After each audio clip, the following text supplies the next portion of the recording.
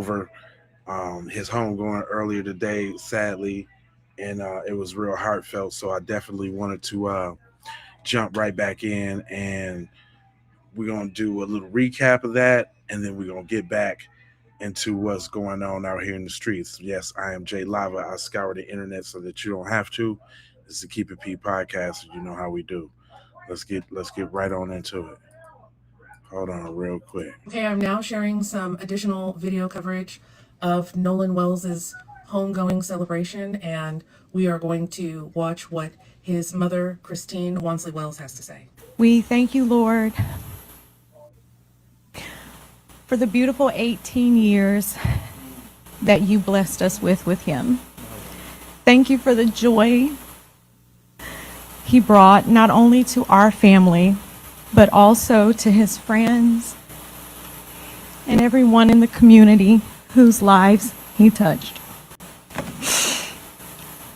Nolan had such a gentle, calming spirit about him. He had a way of making people feel seen, welcome, and valued. He could lift your confidence with just a few words and make you feel like you belonged. If you ever had the privilege of meeting our son Nolan or calling him a friend, then you experienced a glimpse of God's love through him. Okay, I'm now sharing some additional video coverage of Nolan Wells's homegoing celebration, and we are going to watch what his mother, Christine Wansley Wells, has to say. We thank you, Lord, All right, hold on. for the beautiful That was one piece, but then they also had a whole press conference right after the homegoing. So I kind of wanted to share that too as well. So we just gonna jump right into that and let them get that part out, because it was a whole interview right after. Let me say that be mindful of the fact that these two parents have just funeralized their son, and we hope you respect that. They just got off the phone with Tyler Perry, thanking him again for paying for the funeral, and now matching me and putting up now a $100,000 reward for anyone that gives information that directly leads to the arrest and prosecution and conviction of someone if a crime was committed. We are committed in Nash Action Network and other organizations to stand for this family. It does not end with the funeral. We intend to be vigilant on this local investigation, and we intend to push as hard as we can to find out what happened, what was this cause of this tragedy. Clearly, the inconsistencies and unanswered questions leaves a serious cloud. We are not making direct accusations, and we don't appreciate those that are making them against no one. We want the truth, and sometimes the truth hurts, and sometimes the truth is also something that is required. So we'll take your questions, Attorney Ben Crump and I, and if you have something that is that you want to ask the family. Again, if you go beyond the boundaries of what is appropriate, I will stop the question, not the family, because they're not here to be ridiculed. They're here because they're mourning and they had enough heart to say they would come with us to the president. Just very briefly, I want to thank Reverend Al Sharpton and National Action Network and Mr. Tyler Perry, because we're in a ferocious search for the truth. And we know there were hundreds of people on Horn Island. Many of them have contacted us saying that they believe that they need to tell the family their truths directly. For whatever reasons, they said, we may call the law enforcement agencies, but we want to tell you all the truth of what we saw, or what we videotaped, or photographs we took. And we believe that everybody should want the same thing, the truth. And it is imperative, as soon as possible, do not let time continue to, it's been 2 weeks now almost. Let's intensify, and that's why I'm grateful for the reward. Let's intensify this search for the truth, because they have a tendency to sweep things under the rug as time goes by. We don't want too much time to go by when memories get foggy, when people start to feel pressure. They heard a law enforcement person say no foul play, say they don't feel like if they say anything, it's going to be attacked. No. Tell us. We want to evaluate every aspect to be able to give Christine and Elmore answers as to why Nolan Wells is dead and not with us. And so with that, we will take your questions if you have any. Please identify your outlet and say your name. Tristan Smith from Dateline NBC. First, thank you for allowing us here today. I'm praying for your family, and I hope you get answers to your questions soon. I just wanted to know, with the community turnout, the football players there, the state reps, everybody who came out today, what does that mean to you and your family? That means a lot. Again, that is a testament to who Nolan is and was as a person, how many people he touched. It's also a testament to those who have questioned our parenting, you know, what type of parents we are to all of our children. And we just cannot thank our community enough for rallying around us during this time. Also, again, to Colin Kaepernick, Tyler Perry, Byron Allen, like just so much love from places we could have never imagined, and we're grateful. Thank you. Thank you. Danielle Willis, WJTV out of Jackson. And again, my condolences as well to you all. We are praying for you in your time. And what would transparency look like to you all? I know we spoke about transparency during the eulogy. What are you hoping and wanting from investigators? The truth. I think that we need to hear exactly with evidence of what they say happened. I think that part of what embellished the concerns we had was for someone in law enforcement here to say, we see no foul play. So they're really going to have to show us one way or another where they go from here. The fact is that you cannot convince many of us, given the unanswered questions, cell phones, stuff taken off the cell phone, keys, all of which was at first denied.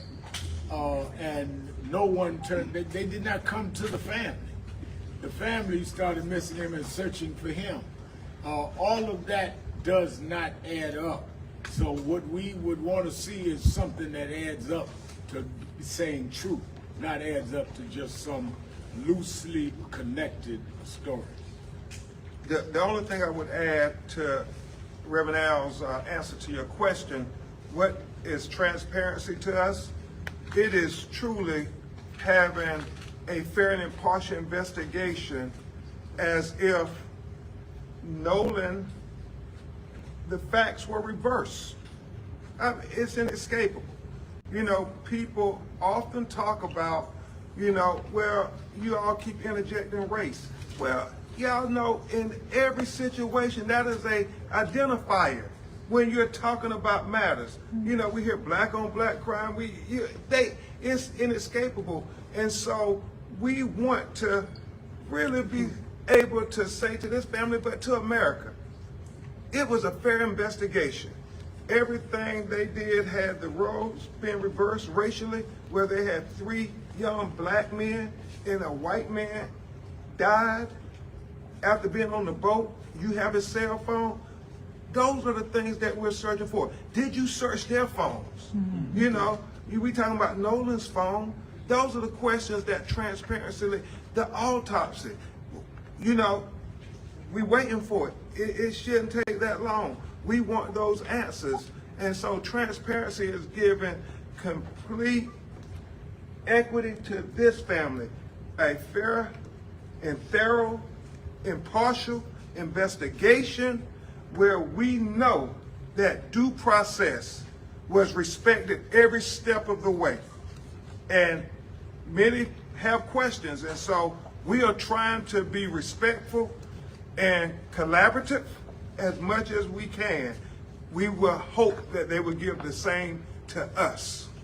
Attorney Crump, we talked before about situations like this, and I'm just wondering, does it bother you a little bit that we don't have that news conference where officials are given a timeline, where they've mapped things out for what they know, where they share as much information as they have with the public? Because obviously people are paying attention.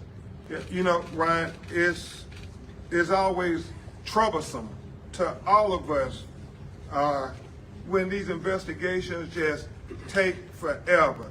I mean, 6 months to get a toxicology report back, to get an autopsy done, as if, you know, the longer we let it go, the more people forget. Other things happen, it gets swept under the rug. And so that's what's important, to have a timeline. And when you don't have that timeline, you start to say, oh, what Nolan Wells, what happened? I mean, I remember that case, but we got no answers. And so that's the trouble without having a timeline. And so that's why the people who are calling us, I mean, we have people presenting videos, and it's so helpful as we try to put this puzzle together. People are talking about their boats, and when they were out there, and when they were in earshot of Nolan and people on the boat. We need all of that information because we want to make sure what goes to the grand jury is accurate.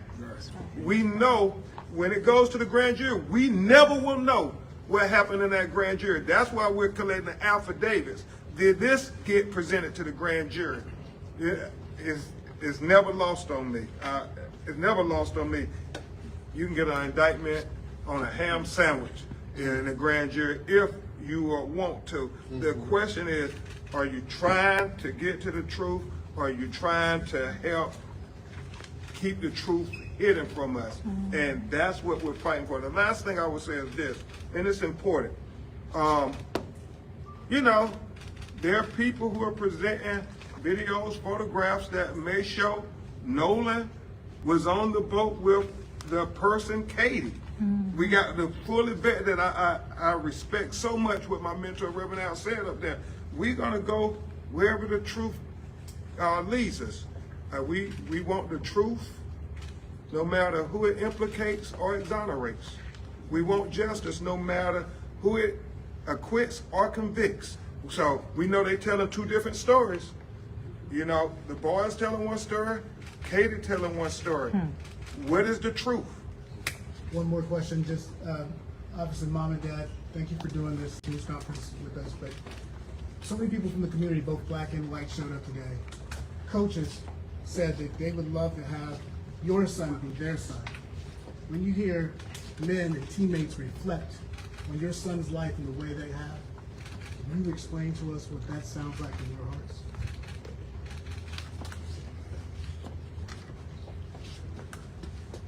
To me, that sounds like me and my wife did an excellent job at raising a fine young man. Yes. Nolan was loved by many, both young and old. He helped a lot of people. No matter if you were regular or handicapped, people still love Nolan. He would help special needs. He would help special needs kids all the time. Basketball, teach them how to play basketball. I mentioned in my speech about getting phone calls and emails. There was a father who asked Nolan to help his special needs son train basketball, and Nolan did it willingly, and that made that kid's day. And he seen me out one day, and he couldn't stop thanking me and praising me enough for the son that I raised and how much they meant to the son. So as far as I'm concerned, we did a great job. Yes, you did. Yes, you did. One more question. We were asking, did you guys ever get the incident report back? You know there was an issue getting it. No, we brought that up in our meeting, so hopefully we will address that. Won't be today, but we will address that. Hi, my name is Ken. I'm from DFW Night Shift Crime in Dallas, Texas. I just want to offer my condolences to you. I wanted to ask you, what does honoring Nolan's legacy look like for your family moving forward? Are there any foundations, scholarships, community initiatives, or causes you hope people will support in his memory? Absolutely. This is actually something my cousin Keezy and I have briefly discussed. But of course, with everything that's going on, we want things to kind of cool down a little bit. My husband and I, honestly, we have not fully processed this. We have not fully grieved Nolan, but that is the plan, is to come up with some foundation just to honor him, but also to United Cajun Navy. Big help, boots on the ground almost immediately after I spoke with Josh Gill. So, you know, we have to remember those types of organizations in our communities and utilize them, but also give back to them. So that is our hope, that we'll be able to give as much as we've been given during this time. Yeah. One more question. Steve Smith with the Associated Press. Is there any update to the independent autopsy that you guys have requested? Sure. And just on that last question, very good question. Christine and Elmore and Cliff Jones and Lisa Park at office, they talk frequently, and that's one of the things she stressed at the funeral service. She wanted to celebrate his life and define what his legacy will be. So we look forward to working to define his legacy. Nobody else is going to define his legacy but the people who knew him best. That's right. Yeah. As it relates to the independent autopsy, we are looking to have findings sooner rather than later. Obviously, you want stuff from the first autopsy because they had the body closer to time. We got the body almost 6 days later, Dr. Roger Mitchell. So there are limitations as to what he could do. So, you know, you do the best you can, but there are unanswered questions. So he's getting his report together. I believe it will be coming very soon. Yeah. I have one. Let me take one. I'm gonna take three more. 1, 2, and come back to you. Janelle Griffith with People Magazine. I also want to extend my condolences and to thank you for allowing the media to come. I know you didn't have to allow us to be here. I just had 2 small questions, both related to cell phones. One of the things that came out of your meeting with the local DA was that you agreed you would both analyze Nolan's phone. I wanted to know what's going on, Famo? And the other was that at the end of the last press conference, you said that, Ben, you said you wanted everybody's cell phones looked at. So that, to me, that meant the other young men that were with Nolan that day. Did you communicate that to the DA, and what did she say? If so, have they analyzed their phones? Do they plan to? I did communicate that to the district attorney. Everybody hit that like and subscribe. That's a question that you have to ask them, but we thought that it's only fair if we're going to look at Nolan's phone, we should look at the other people who were with Nolan that day. Because, again, we just want equal justice. We think that if Nolan was on that boat, roles were reversed, they would look at his phone, and so that is going to be important. We have not established a time yet of when we're going to do the mutual inspection of the cell phone. We have to do some technical things. We're getting our experts together, working with phone companies and so forth, but we hope to do that sooner rather than later. This was a big first step for the family getting through the day, so now we can get laser focused on all those things to finish this investigation. Will Bolson with WLOX. Ben, you had mentioned that It has been a couple of days, I think you said 6 days, since after the state's autopsy was done before you were able to get access to the body. I know whenever it first came out, it was being flown to DC and then autopsy planned for that Friday. Can you confirm when that autopsy was done? They had weather issues, so I do think they got the body Friday night or Saturday morning, around that time. Was that the same day that the autopsy was? I can't confirm that. I know they received the body, and I think they immediately went to it. It would be in the report the date they did the autopsy. Yes. Miss Selena Charles for Purpose for the People. You guys are supposed to be having a rally on the 26th. Is that still going to occur? Well, I think that was the community, people who are activists who we're very grateful, standing up, demanding a fair and impartial investigation. And we want to say thank you to all the community leaders and activists standing up saying, no, we want a timeline. We want transparency. We want them to check cell phones. We want everything that you would have done had it been your child. So that's what they're going to be talking about on the 26th. Thank you. All right, y'all. Thank you. And look real quick, y'all. Just to get up to Spizzy, this is what's going on now. $100,000 for any information about Nolan Wells' last few moments on Earth. This is insane, guys. We got a huge update in the Nolan Wells case. So Al Sharpton, I just told you guys, just did a video about this. Al Sharpton just dropped 50 grand as far as a reward for any information about the last moments of Nolan Wells' life. Tyler Perry was watching the funeral from his castle in the sky and finally said, hey, you know what? I'm compelled. I feel moved. I'm going to drop 50 grand as well. So now the reward is a cool $100,000 for anyone that knows anything in connection to or revolving around the disappearance or the last moments that Nolan Wells was on this planet. This is absolutely huge news, guys, because like I said, there has not been any rewards ever mentioned at all in this case, and now we got some serious movement with that $100,000 reward. Now I hope people don't use that and just straight up start lying, because we ain't got time for that. So hopefully for those of y'all who know anything and were too scared to speak out, maybe this will give you incentive to speak out now too. All right, but what are your thoughts on this? Comment down below, let me know your thoughts. Hit the like, hit the follow. Yeah, my man. These updates. I mess with my man Floyd. Matter of fact, let me go ahead and throw that like on that joint. Floyd, he be busting it down. But if y'all didn't know, oh yeah, it's 100K on the head now, buddy. So it's actually getting pretty interesting and pretty deep, right? But I'm just saying, man. You know, we finna go across all the videos. Now this timeline is set into two possibilities, right?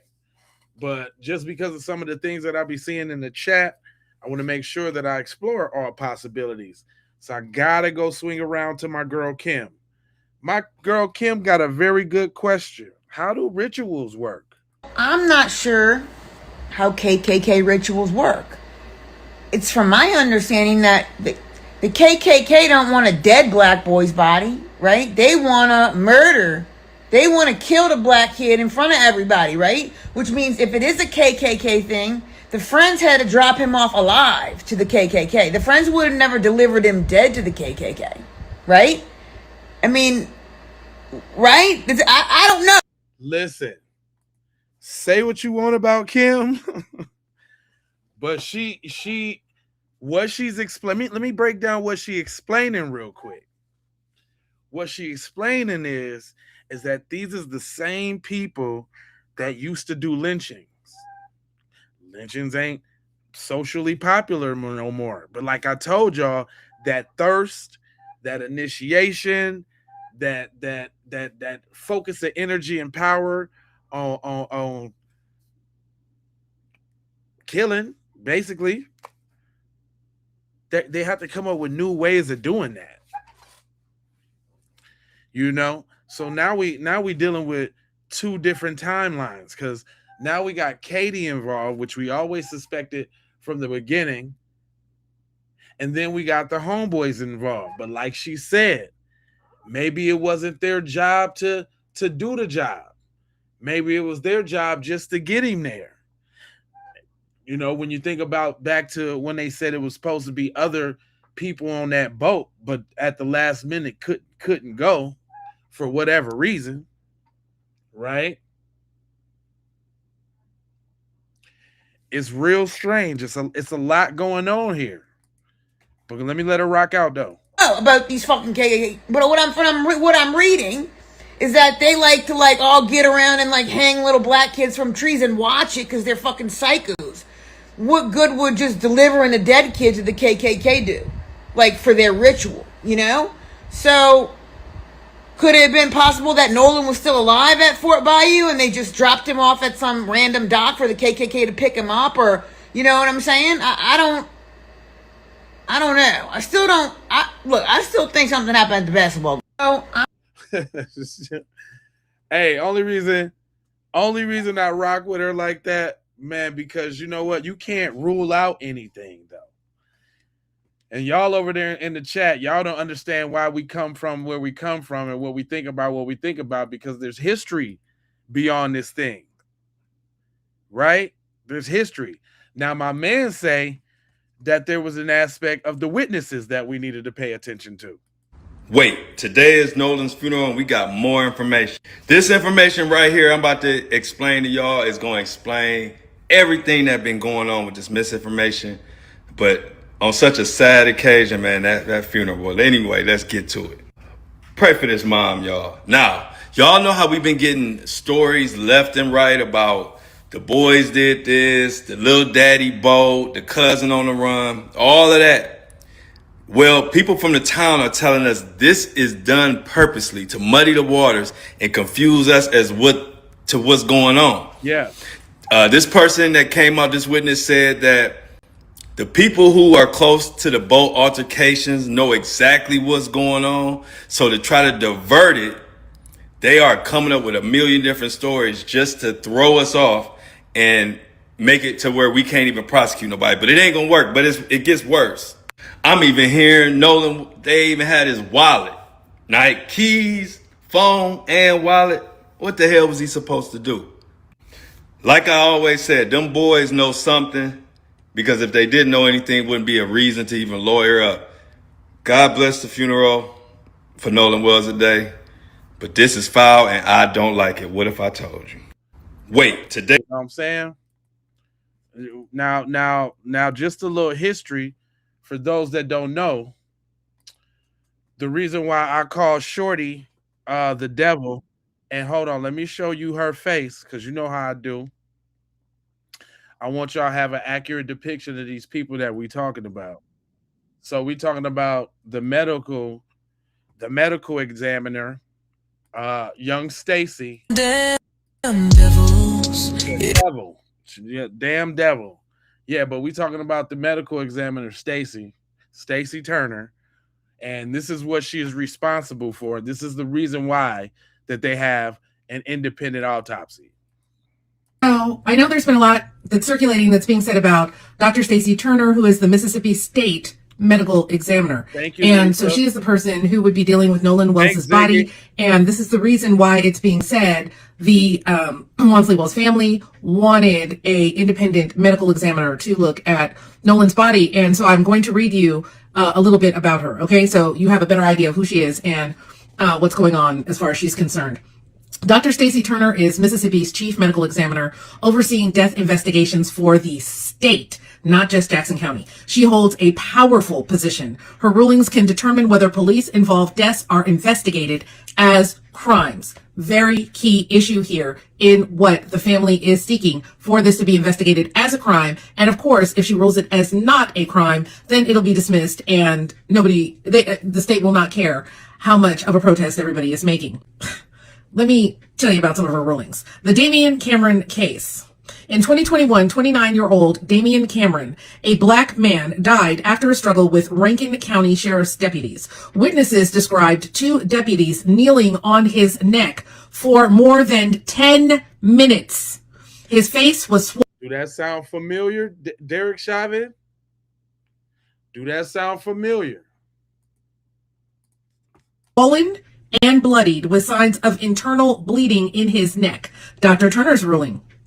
She classified the cause of death as undetermined, effectively shutting down further investigation. No charges were filed against the deputies. This is how, and I am not saying that this is what is going on or what she is doing, but I will say this is definitely how state-sponsored racism can continue and be legalized. Right.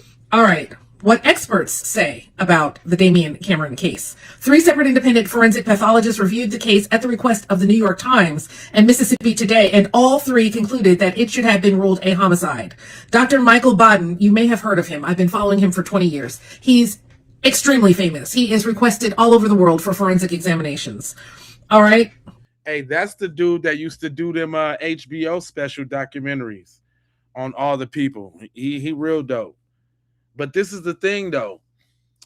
If why ain't they released the autopsy yet? It don't take this long to show somebody that they drowned. All of y'all little F boys over there in my chat. It don't take that long. But go on. Go on ahead, Mom.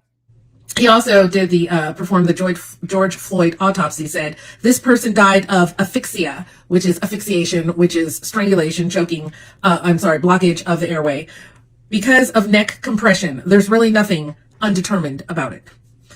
All right, the next case, the Goon Squad connection. One of the deputies involved in Cameron's death, Hunter Elward, later pleaded guilty to federal charges for torturing and sexually humiliating 2 black men in a separate case. I'm gonna let that sit there. The embalming allegation. According to claims from the Shannon Wilson family, Dr. Turner's office involved their loved one without permission, destroying any evidence that could have proven their case. Oh, honey, that's a famous one. Police departments are famous for sending a body to the funeral home without consent or knowledge of the family and having the body embalmed, which ruins all of the potential forensic evidence. What kind of people, you ask, would do such a thing? Devils. Get a good look. That's what they look like, y'all. They be normal on the outside and fire-breathing snow roaches on the inside. Devils, y'all. Straight devils. Go on. Police departments love doing that. That's an oldie but goodie. This is a clear pattern. Mississippi's medical examiner system has a documented history of shielding law enforcement from accountability. Nothing's going to change in Mississippi. You know, kind of the United States is almost at the state where it's just like, just ball it up, throw it in the trash, and, you know, write a new draft. Things are very bleak. Very bleak. But anyway, to get back to Dr. Stacey Turner, this is the reason why there is grave concern where she is involved. I wouldn't want her near my son's body. I wouldn't want her touching anything. I wouldn't want her overseeing anything. I wouldn't trust anything that came out of her office. So it's very understandable, and I'm very thankful that an independent autopsy was in fact able to be had. Amen. So I just wanted to give y'all a little backstory on this here little devilet, this little deviler who's screwing up and fouling up cases all the time.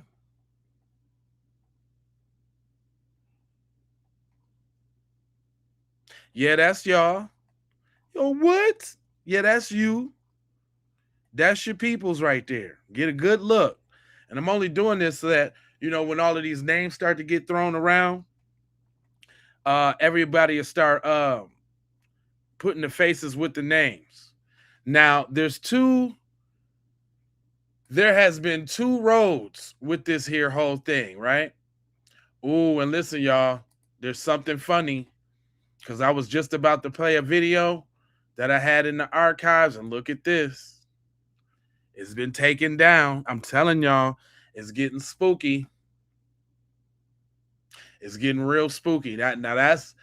This right there, that little glimpse right there, that's crazy. Right? But hold on, let me, y'all look at this devil here real quick while I get the other video. Hold on real quick. All right, here we go. Because I told y'all, now we finna shift the focus from this devil right here, and then we finna go to this devil right here. Hold on real quick. Now we talking about Katie. last one seen with Nolan Wells. Now it's between her and her friends that said they went back with Nolan. I mean, she said that Nolan was going back with his friends. Nolan's friends, quote unquote friends, said that they was going with her. So I want to hear this little piece real quick. My brother, shout out to my brother Max, the Max Vault. He said the story do not match up. Whereas Katie, they said Katie was the person that Nolan Wells was talking to. He met Katie that day. Well, check this out. We about to hear something because Katie met up with Nolan's mother. Okay. And what she said now is raising a lot of eyebrows. Now, I told you guys there's something crazy that happened with this situation. He didn't just walk away and drown, man. And what she told the mother is just going to leave you like, wow, something probably really did go down here. Take a listen to this. Here's the development that changes the shape of this case more than almost anything else this week. Katie, the young woman Nolan spoke with in his final confirmed minutes on that beach, has finally been heard from directly, not through a relative's Facebook post, but through an actual in-person meeting with Nolan's own mother. According to Christine, she and Katie sat down together, face to face. And Christine has said plainly that what Katie told her does not match the story she's been hearing from everyone else. This represents a real shift from where this case stood even a week ago. Up until now, everything attributed to Katie had arrived through intermediaries. First through a family friend, worth walking through carefully, because the details matter, and because Katie's actual account is more specific and more limited than a lot of the public conversation around it has suggested. According to Christine, Katie has been consistent from the very beginning. She and Nolan met that day, spent time together, and eventually parted ways. Katie then got back on a boat with her own friends, separate from Nolan's group. She assumed, based on their conversation, that Nolan was heading back to rejoin his own friend's boat. Here's the detail that matters most. Katie never actually saw Nolan get on that boat. She assumed it, based on what he told her, but she did not personally witness him rejoining his friends. That distinction is genuinely important. It means Katie's account isn't a direct eyewitness contradiction of the friend's story, in the sense of her having seen one thing while they claim another. It's closer to this. Nolan told her his intention. Whether he actually followed through on that intention before whatever happened next is something nobody, not Katie, not the friends, not the family, can currently confirm firsthand. Both an assumption based on a genuine conversation and a claim that he chose to stay can technically be true at different moments if something changed between the conversation and whatever came after it. I think it's worth sitting with why this nuance got flattened so quickly in a lot of public coverage of this. Okay, so you heard that, right? She told Nolan's mother that, yeah, she hung out with him, but he said he was going back with his friends. Okay, that's not what his friends said. His friends said he was staying with Katie. Right. Katie said no.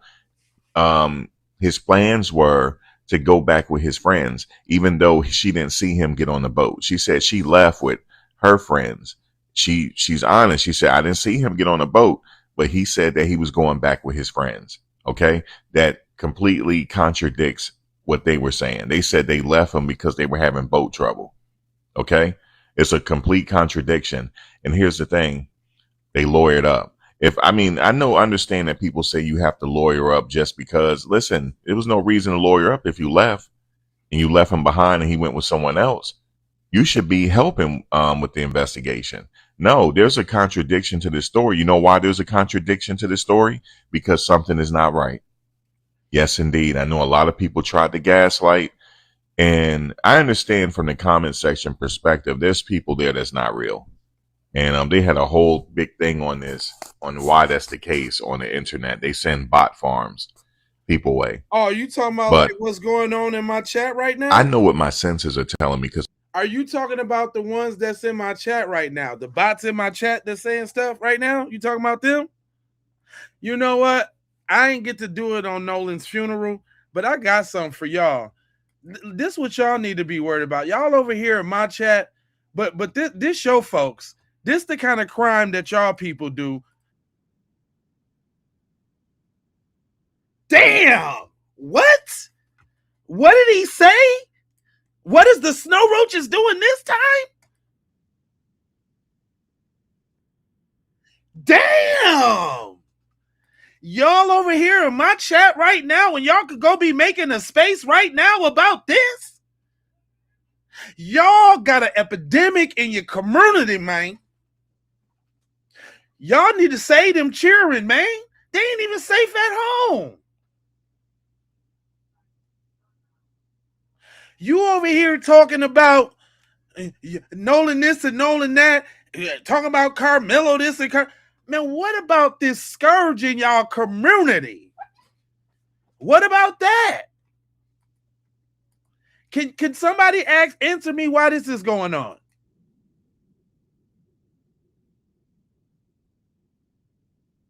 So so it's not even just an over here thing. All around the world, this what y'all doing with your cheering? Hold on. I wasn't showing this to y'all. Wait a minute. I thought I had the video up. Wait a minute. A mother has been arrested for eating her 4-year-old son last week. God damn. What you say? A mother has been arrested for eating her 4-year-old son last week. Ooh wee. This what y'all doing? Y'all over here in my space and yeah, what? Y'all over here in my space? Yeah. Y'all over here in my space, but y'all got bigger fish to fry, fam. Y'all need to have an intervention with y'all people. So now we do know that 26% of the population in the US is YT males. We know that. But we also know that they are responsible for 91% of the family aside. Why y'all getting y'all whole family out the box? And now, as we see, it's wherever y'all plant your flag.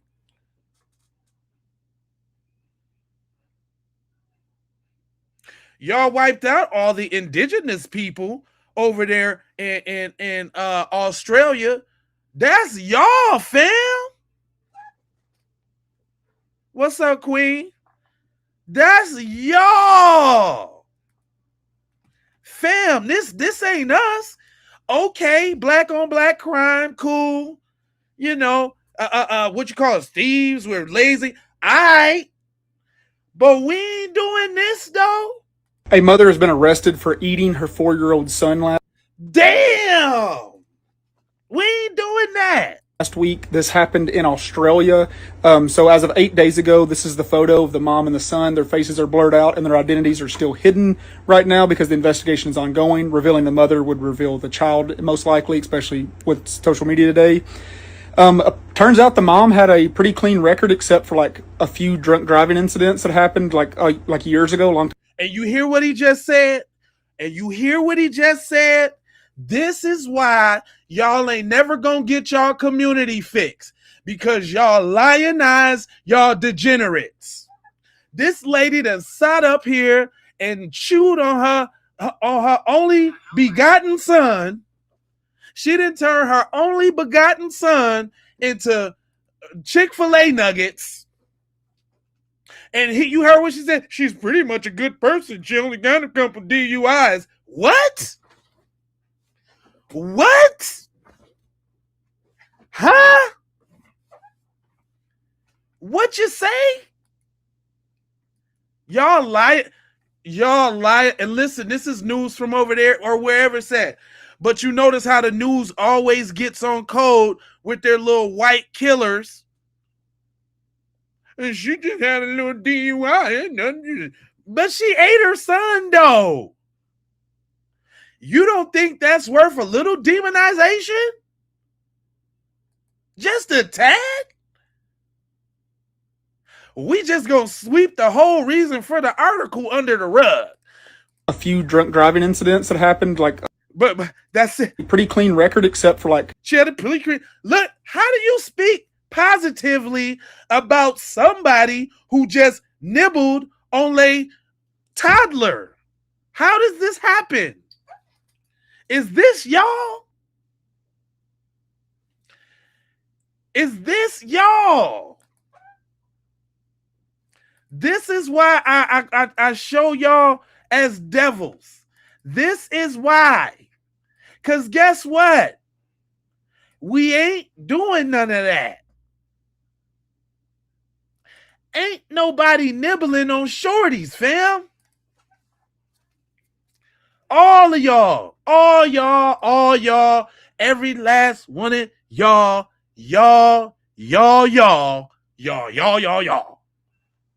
Look at him. Male devils, female devils, children devils, teen devils, just devils.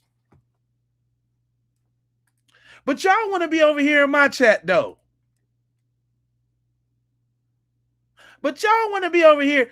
Let's talk about this. a few drunk driving incidents that happened like years ago, a long time ago.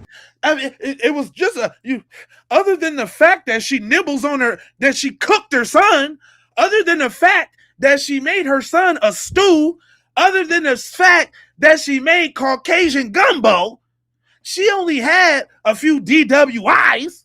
That's all. Nigga, you tripping, cuz. She only had a few D-dubs.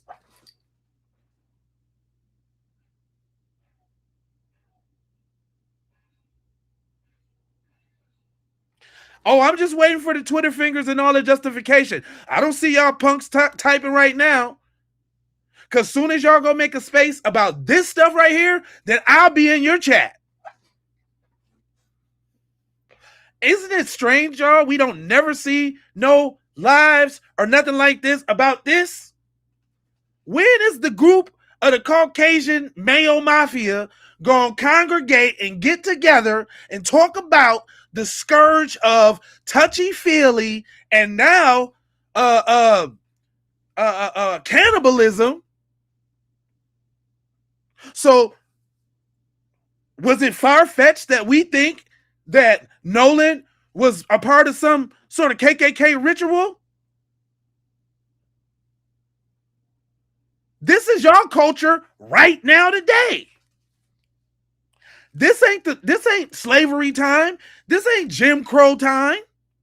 This ain't in the 40s, 50s, and 60s. This was this week. Y'all nibbling on children right now. That's your folks. That is your folks. Your people. So all that 1350, don't want to hear it. All the fatigue, don't want to hear it. See, this is why nobody likes you. Don't want to hear it. I don't want to hear none of that. When y'all can explain to me what's up with the girl that said what? A mother has been arrested for eating her 4-year-old son last week. This happened in Australia. So as of 8 days ago, this is the photo of the mom and the son. Their faces are blurred out and their identities are still hidden right now because the investigation is ongoing. Revealing the mother would reveal the child, most likely, especially with social media today. Turns out the mom had a pretty clean record. Turns out, on the bright side, though, yeah, I know she just carved her son up and watched a YouTube cooking tutorial to make the flavor better. But on the bright side, though, because there is a bright side. Except for like a few drunk driving incidents that happened like years ago, a long time ago. You know, that was so old. On the bright side. Come on, fam. I don't see them Twitter fingers no more. I don't see them. Toddler sushimi.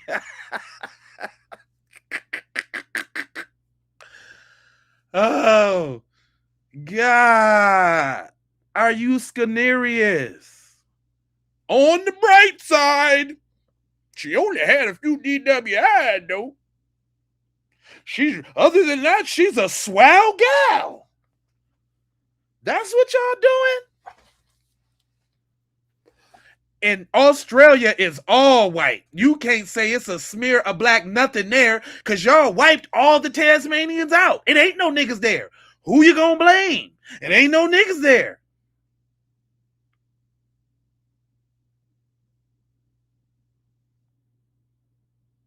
It's all y'all.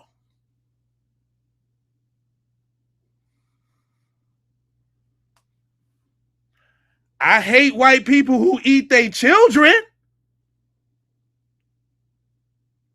Who is that say? Casey Grazy? I hate white people that eat their children. You damn Skippy. Don't you? Do you like white people that eat children? Hold on, I might have you confused. I might have you confused. Do you like white people that eat children, man? Phil? I'm sorry, I didn't mean to assume. Is that how you get down?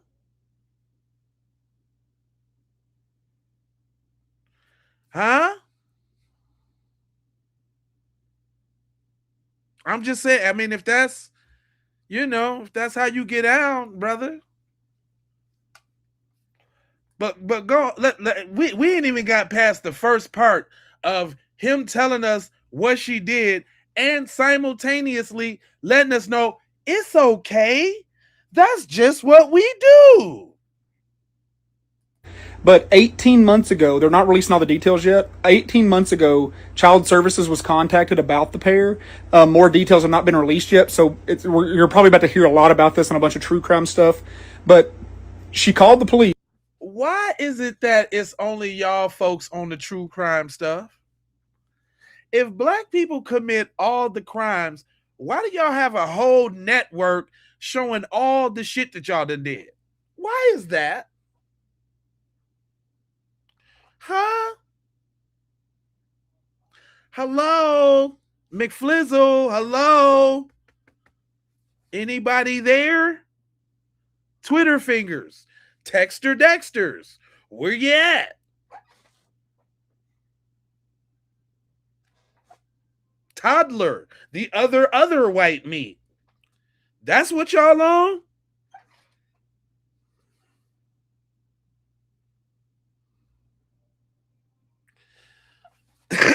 Don't get me wrong, that's evil.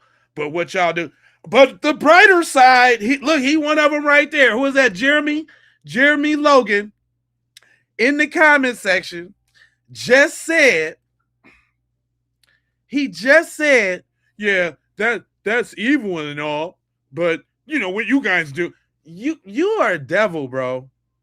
That's why, listen, y'all, that's why I let them rock out in the chat. For those of y'all that's just wondering coming in and wonder why it's so much riffraff in the chat, that's why, because they are the biggest examples. Your boy Jeremy just said that's evil and all, but eating your baby is evil and that's cool. But the little gang violence shooting that y'all do, oh, that's terrible. All the people that were shot in Chicago, it's terrible. Chicago. But eating a baby ain't? You just like the news reporter, fam. On the bright side, mother would reveal the child, most likely, especially hidden right now because the son, their faces are blurred out and their identities are still hidden right now because the investigation is ongoing. Revealing the mother would reveal the child, most likely, especially with social media today. And God forbid that we reveal a person that eats babies. God forbid we need to know who she is in case she want to get a babysitting job later. God forbid, unless, she might want to work at a daycare. She might want to be a school liaison, counselor. No. How about a T-ball instructor after school around little girls? Because God forbid we let you know what she look like. Yeah, meanwhile, what about Kentucky and West Virginia? Yeah. Meanwhile, But on the bright side, though, she only had a couple DUIs. Look at the logic of these people. Turns out the mom had a pretty clean record, except for like a few drunk driving incidents that happened like years ago, a long time ago. But 18 months ago, they're not releasing all the details yet. 18 months ago, Child Services was contacted about the pair. More details have not been released yet, so you're probably about to hear a lot about this on a bunch of true crime. So 18 months ago, Child Protection was alerted to how filth and nasty and degenerate this mom was. And the baby already probably had a couple chunks out his booty already. She'd already tested the meat, allegedly, in the pot already microwaved a little booty piece already. And they did nothing? Y'all just don't care about y'all children. I don't want to hear about no Chicago shootings. I don't want to hear about no young people. I don't call them YNs. I don't want to hear about no young people out here, this, that, and the third. I don't want to hear about it. Because not even y'all Child Protective Services, if they would have called on a black kid, the black kid would be in another family's home with them trying to eat them. Because they would have gave them to some white people that eat kids.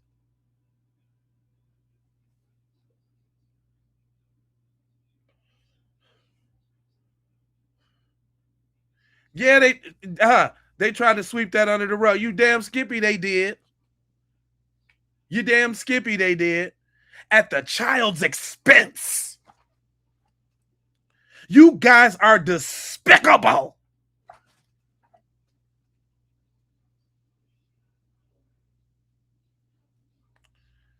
Y'all are despicable. You sit there and y'all sat there and y'all sit up here and make these excuses for that little carnivorous snow roach that I ate her damn baby and stuff. But she called the police on herself, I guess is what I'm understanding. And she told the police when they arrived that she had eaten part of her son. So it's a weird cannibalist like situation right now. You know what it is. They know what it is. Y'all know exactly what it is.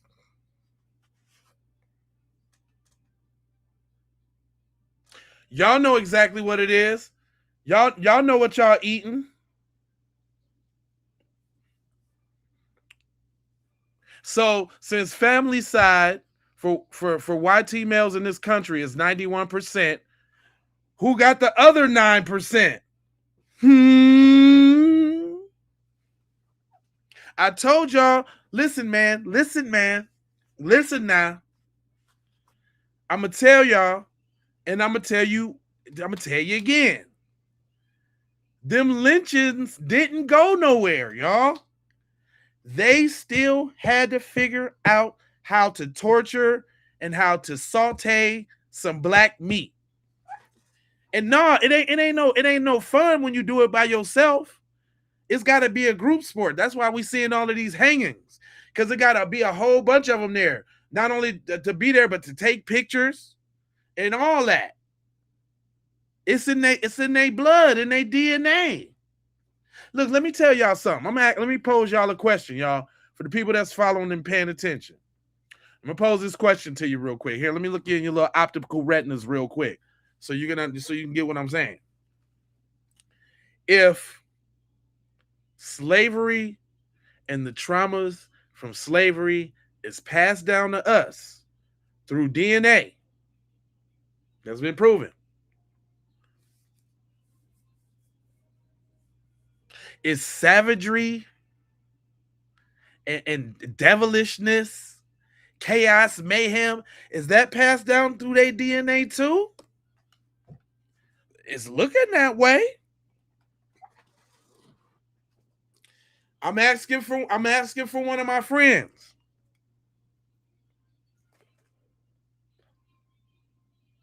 It don't matter if it's Australia. Look your boy over here trying to cop a plea. It's Australia, not America. It was all over the news. Nick, that's your folks. Don't try to get out of that. That's your people.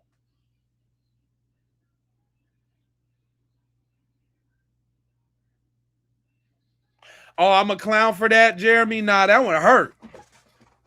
Yeah, that touched your little Rumpelstiltskin, huh? Hey, it's facts, my guy. It's facts, my guy. Look at what you're doing right now. You sitting up here. What are you typing for? I'll tell y'all what he's typing for, right?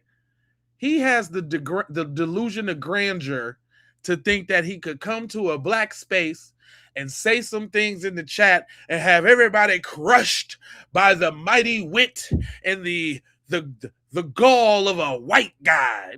Man, shut up. You sound stupid. And y'all don't get nothing but checked over here. That's right. Still coming from the caucus. Eunice. Where you tapping in from? Eunice. Still coming from the caucus. What you talking about? Huh? I can't hear you, Twitter fingers. Texter Dexter. Huh? You still looking on the bright side because she only got a few DWIs? Now, so she has been sent off for mental testing. She ain't nothing mental about her. No, y'all notice they try to do that, right? Look, let me give y'all some game. That's they lone wolfer right there. They always try to make now dig this. White people do the same shit over and over and over all the time, right? But somehow the ones that do it is mental. Somehow they're mental. You want to know why that is, y'all? I say, do you want to know why that is? The same reason they over here in the chat right now about this Nolan Wells situation. Because they don't want everybody looking at them for the verminous, cannibalistic, degenerate cave devils that they are.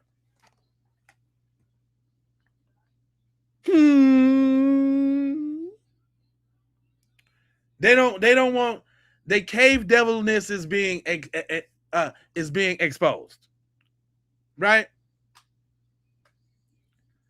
It's being exposed, and so they over here in the tizzy. They trying to figure out. You know, I'm gonna tell y'all when this really started to kick off. I'm gonna tell y'all when this really started to kick off. This started to kick off when they boy Charlie Kirk got nexercised and nobody cared. They couldn't believe that we had the audacity, the niggerosity to not care about Chitlin's Kirk.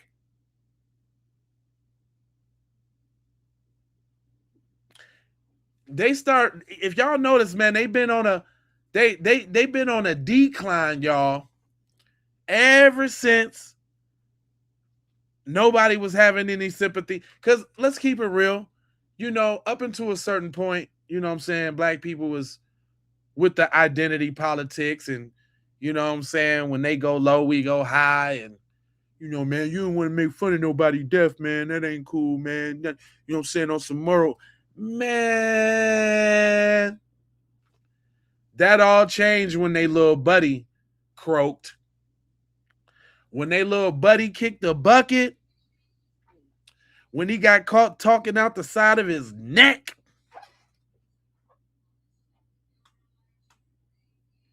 That's when they start. That's when they started unraveling. And then just recently, when we didn't take the moral high ground, you know, and say that it was a tragedy that Austin died, man, Austin.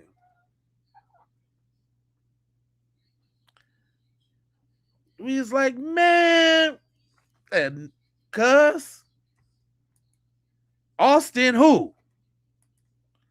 Austin what? Listen. Hold on. You talking about Austin the devil? Because that's that. Look, I was over here giving them the blues. They can't stand me. Y'all some damn devils. It ain't no other way. They can't stand me. They some devils. Actually, the one that really got them mad I had did Carmelo, Victim, and Austin. Some damn devils. It ain't no other way. I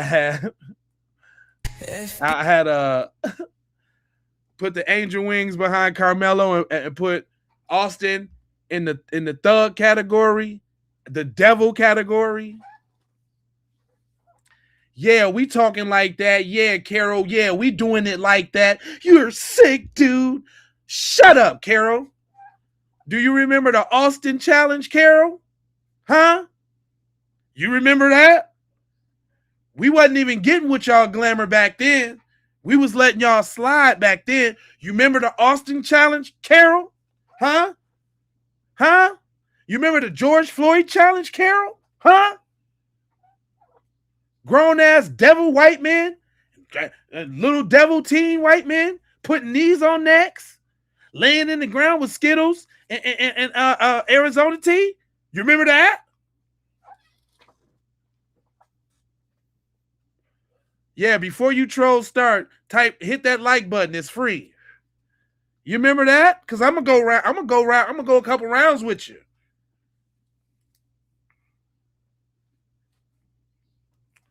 You said right here is why racism exists. No, nah, oh, it's not. It's racism. It's racism. Boy, this ain't stopping you from doing nothing. This hurt your feelings. Yeah, I know that. But it ain't stopping you from doing nothing. Facts over feelings. Facts over feelings. Little bussy man. Little bussy dude. Yeah, that's you. Yeah, that's Austin. Austin would still be around if he would have kept his damn hands to himself. Yeah. He'd still be here if he had learned better. But he didn't learn because he was raised by a devil. Meet the Metcalfs, all devils. Austin, Jeff, and Hunter. They all fire-breathing devils. Now, my man said where the like button. It depends on which format you're watching. If you watching the horizontal one, I know you see it. If you watching the vertical, the portrait one, I think you got to pull it, like click on my name. If you click on my name, it should let you like it right there. But I appreciate that. Where you tapping in from? Molotov Juice Box. Ooh, are you a female?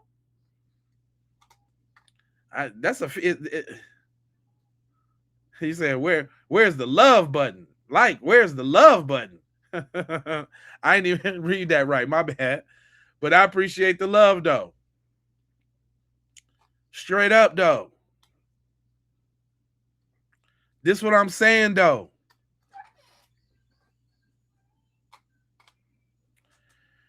Who is that? Who is that? Who?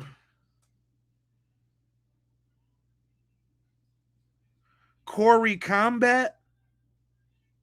Karahi Combat? What? Why you say your little weird ass name?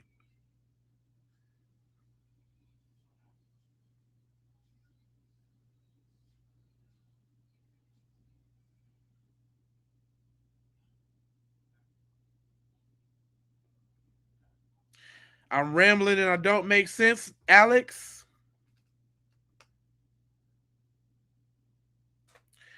Why are you here, Alex?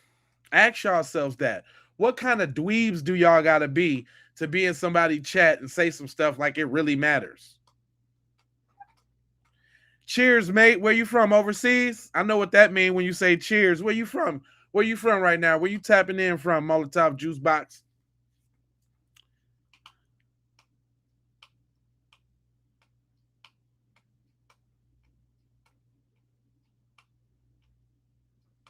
I bet you keep a towel on your neck cause your gap's so big you be spitting everywhere.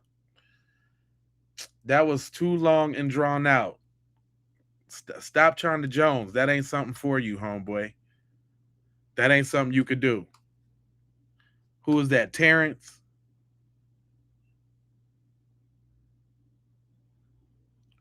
Terrence Nagel? Terrence Nagel. That was garbage, my friend. But anyway, back to the proceedings. You know what I'm saying? Shout out to my girl, Ahmadiyah Shakur. She said some slick shit about Tariq, but that's all good. She's still busting down the facts, though. Hold on. Hello, everyone. I'm Dr. Ahmadiyah Shakur. So today, they finally laid Nolan Xavier Wells to rest in a beautiful homegoing service. Let's get into it.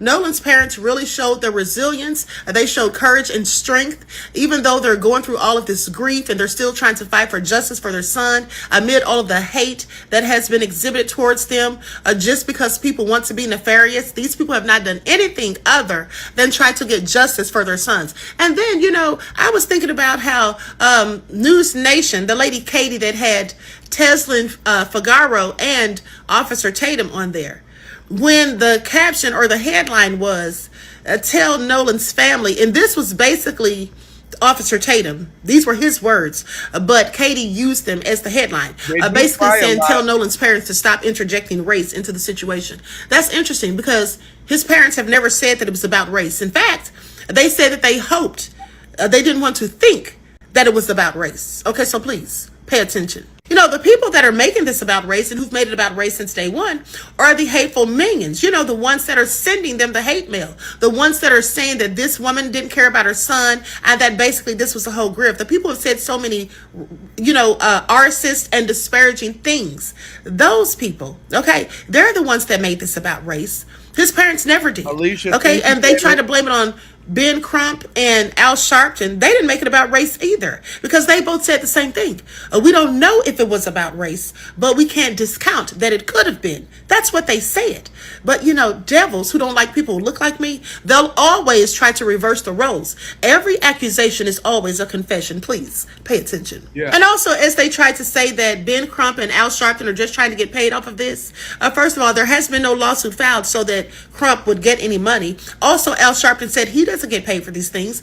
And to put his money where his mouth is, okay, he gave a $50,000 reward offer for the arrest and conviction of anyone that is possibly or that is involved in the death of Nolan. And then Tyler Perry came back and added 50 more to top that. But now I see that some of the hateful minions, they're even upset about that. Why do they even care? Are they afraid that that money may bring forward the truth, may get people to start talking, and then the truth comes out? I think that's exactly what it is. Okay, please pay attention. And then just to show how desperate some of these people are for a reach and to try to paint their own nefarious narrative, there is a lady who did a TikTok video talking about how she noticed that when there was an interview with Nolan's parents and then another interview with Tashima and her son Javon, well, she said they had the same background, like they were in the same house. But she never said why that was important. She just said that she thought it was weird that no one else thought it was important. My thing is, who cares? What if they were in the same house? But to me, it looked like a Zoom background. Okay, that's what it looked like. But even if they were in the same house, so what? They've already said that they're friends, that their children grew up together. So I don't understand what her logic was or what was her point in pointing that out. Right. You know, it's interesting that she points that out, but doesn't seem to think it's strange that Nolan's so-called friends never bothered to tell his mother that they had his phone and that she had to track it, that they never bothered to just offer up the keys and the phone and the wallet, but the parents had to go and retrieve those things. Right. She didn't think that was interesting. She didn't find that weird, but she thought that they had the same background in a video when they were being interviewed. If they were trying to hide anything, wouldn't they possibly have just, gone in two different rooms, even if they were in the same house? Because if they went in different rooms, I'm sure the backgrounds wouldn't look exactly alike. And so were they hiding anything? I don't think they were. So what was her point again? Okay, please, make it all make sense. Now, we also have found out recently, because of the GPS data being released, that Judge Ashley Cole wasn't so truthful and forthcoming about the timeline. Okay. And then also, speaking of her, she said that she has received bomb threats. Okay. All of these threats, and she posted them on her social media. Now, what I find interesting about that is that she previously said that she didn't want her young children to be seen, and all of that. So she shut down her social media real quick. But now it's back opened up. Okay, because she wants everybody to see her receipts where she says that people are threatening her. Now, mind you, some of what she showed isn't threats. It's just people talking trash, saying that she's a liar, accusing Warren and his friends and all of that. They always playing victim. And it's not just, people who look like me. It's also people who look like her. But as it pertains to the bomb threats and all the other stuff, it all seems so ridiculous because the person was literally telling her, and they all came from the same account, but the person was literally telling her that they're going to send the bomb and where it's going to be and, how long she has before it detonates and all this stupid stuff. First of all, I wouldn't even have taken that serious. Well, I would have taken it serious enough to call the police, but I wouldn't have been so concerned about it because if they really were going to do something like that, why would they be telling all of the details? Why would they be sitting there saying what they're going to send, when they're going to send it, what it's going to look like, what kind of packaging it's going to be in, and how long you have before it detonates? Okay, it clearly sounded like someone just either trying to paint a narrative to portray her as the victim or someone who was just trying to be malicious. Okay, please pay attention. All I'm saying is that when people make threats and they're serious, they don't usually tend to lay out all of the details of the threat. And so supposedly this is why the FBI came down there to investigate the whole thing, because clearly that sort of threat would warrant a federal investigation. Okay, but in my opinion, this is nothing more than a Darvo tactic being used. Okay, please pay attention. If you don't know what that is, it's basically when someone who's a wrongdoer, okay, or someone who's accused of doing something wrong, rather than accept accountability, they just basically deny, attack, and reverse the victim and the offender. So they basically switch places, making themselves out to be the victim. Okay, please pay attention. Now, mind you, I'm not saying that's exactly what's going on here. I'm just saying that's what I think is going on here. It's my opinion. And just the other night, I was watching the movie Mississippi Burning, based on a true story about the 3 civil rights workers who went down to Mississippi to try to get people registered for voting. 2 of them were YT and 1 of them was BOK. They all turned up deleted, right? And the sheriff, who was a member of Triple K, got the other members of Triple K, who were also in the police department, to take them out. Now, thing is, when the FBI came down there and launched their investigation, what the sheriff was quick to say was that it was a hoax by that fella, Martin Luther King. That's what he said, that it was all a publicity stunt for the FBI.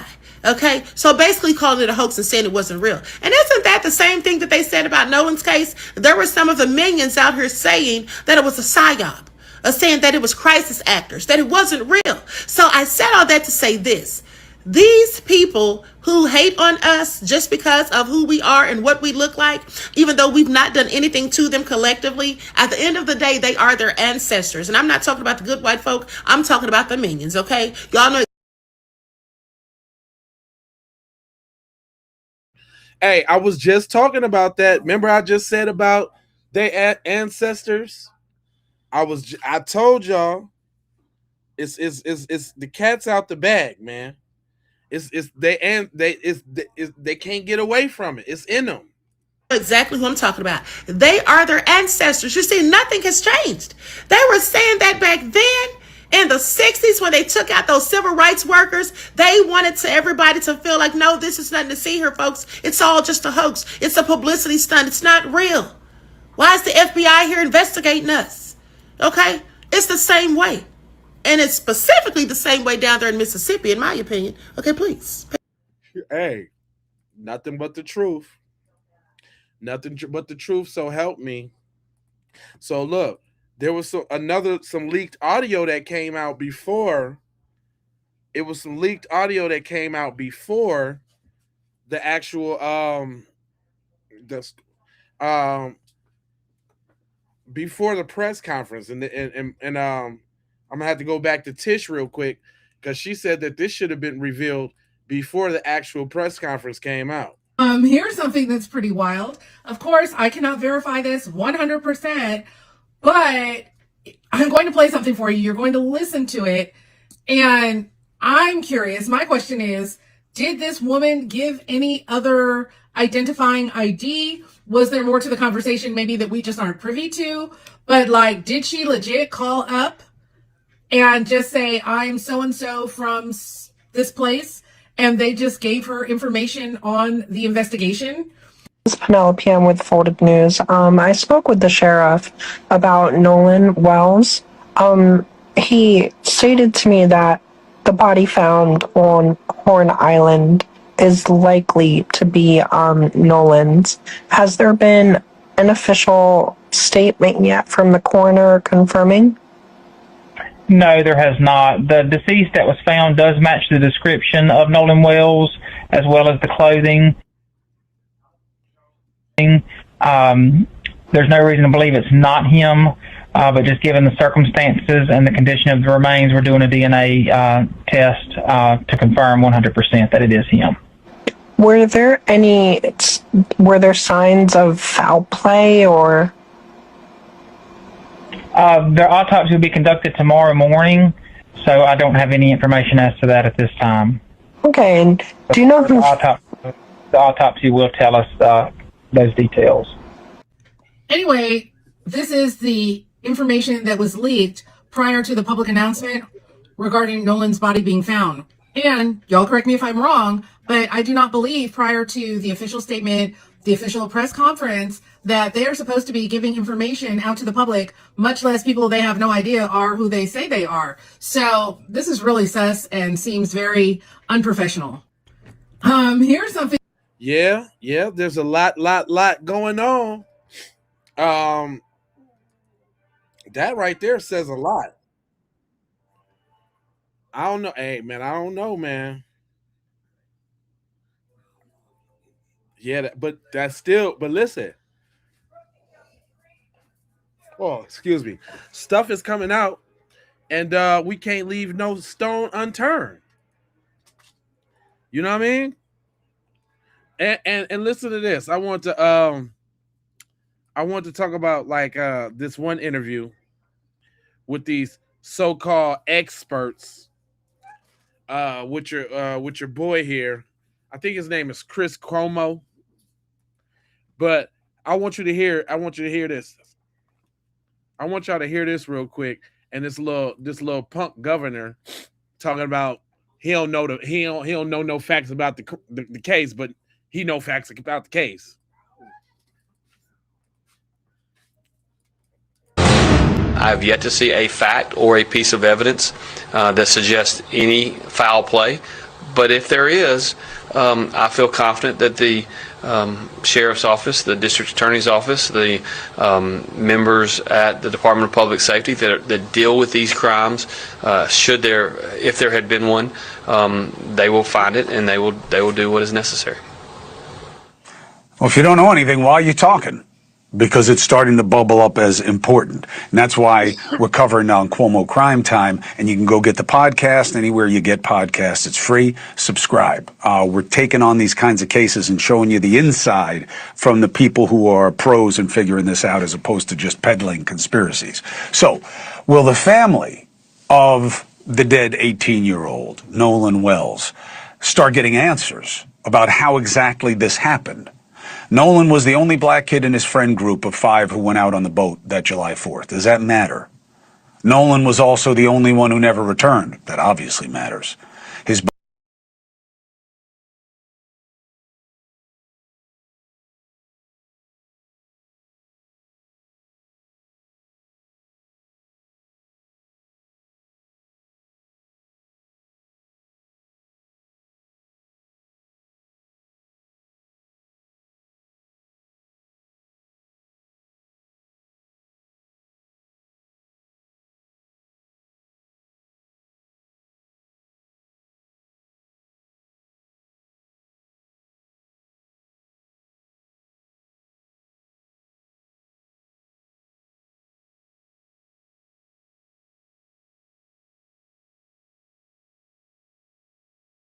Oh, my mic was off. My bad. What I was saying was, for those who can't see Chris Cuomo's face, thank you, y'all. I appreciate y'all too. Y'all make sure I'm on my thing. For y'all that can't see Chris Cuomo's face, that's because you're on the portrait feed, the one that go up and down, right? If y'all want to see the whole screen, go over there to the horizontal one, there's two different feeds on whatever perspective channel you own. So like click on, I think you click on my face or the name of the channel, and then you'll see two feeds. If I'm not mistaken, it's the top feed. That's the long one. It's two feeds on every channel.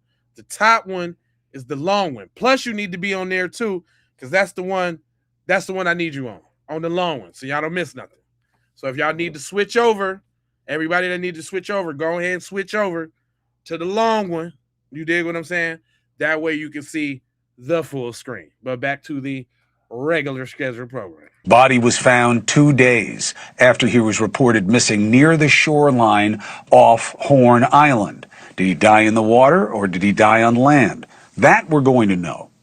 Police initially said they did not suspect foul play, but his family is insisting on a full investigation.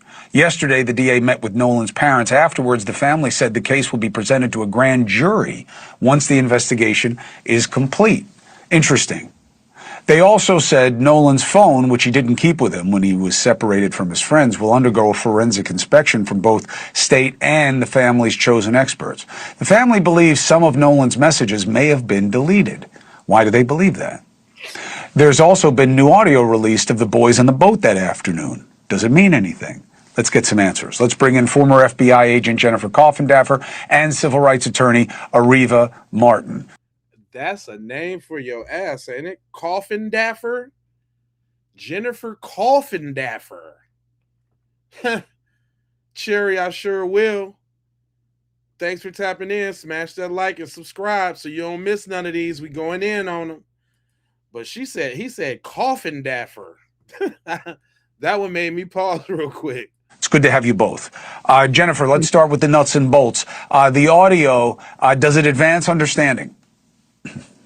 Not really, Chris. I guess in a sense, it advances the fact that they were discussing leaking on the boat, that a bilge had an issue. Really, that was it. There was nothing in it that showed anything nefarious, any fighting or anything along those lines. So in that aspect, yes, it gave more clarity. When the investigation is done, we will present it to a grand jury. Now, Ariva, that can mean something. It can mean nothing, because you can always go to a grand jury. It kind of gives the accountability over to the jury.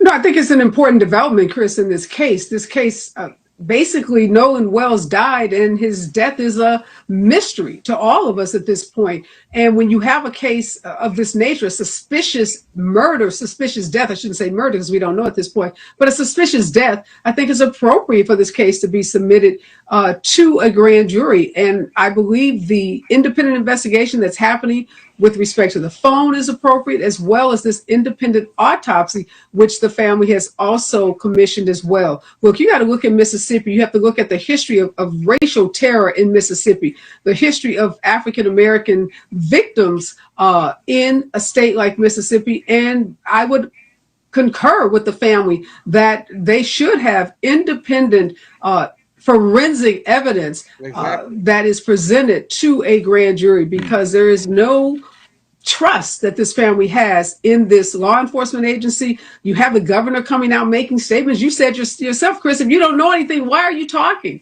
So to even have a governor weigh in at this early stage is seemingly inappropriate, particularly since we don't know the facts, and this notion that there's no foul play, there's no evidence to support that statement whatsoever. That answer will be, that question will be answered in large part, Jennifer, by the autopsy. Am I correct? Absolutely. That autopsy is going to show, listen, is there water in the lungs or wasn't there water in the lungs? If there's water in the lungs, that is going to show he likely drowned. If there isn't, that would show that there was foul play and that something happened in advance of him going. And this is what I'm telling y'all before we go on. What we do know is that if there was water in the lungs and they could say that he drowned, then that would be the end of shut off. Closed case is done. He's sorry he drowned. No matter if they pushed him in the water, held his hand in the water, no matter what, he drowned. Case closed. Story over. It's done. But we know that didn't happen. We know that did not happen. So, you know, going into that water. So the autopsy is key along with the toxicology. And this is points of evidence that are independent, meaning no matter what, both individuals, whether it's the ME or whether it's the independent people conducting the autopsy, should come to the same conclusion because it's scientific. So, Dusty, when you were answering the question, And is that the reason why they haven't released it yet? Because they know what they initially had, which is probably on some sort of kind of record, which I doubt that the record can't be changed or altered in any way. I mean, it is their county. And then we are talking about some very high officials that can make moves, obviously.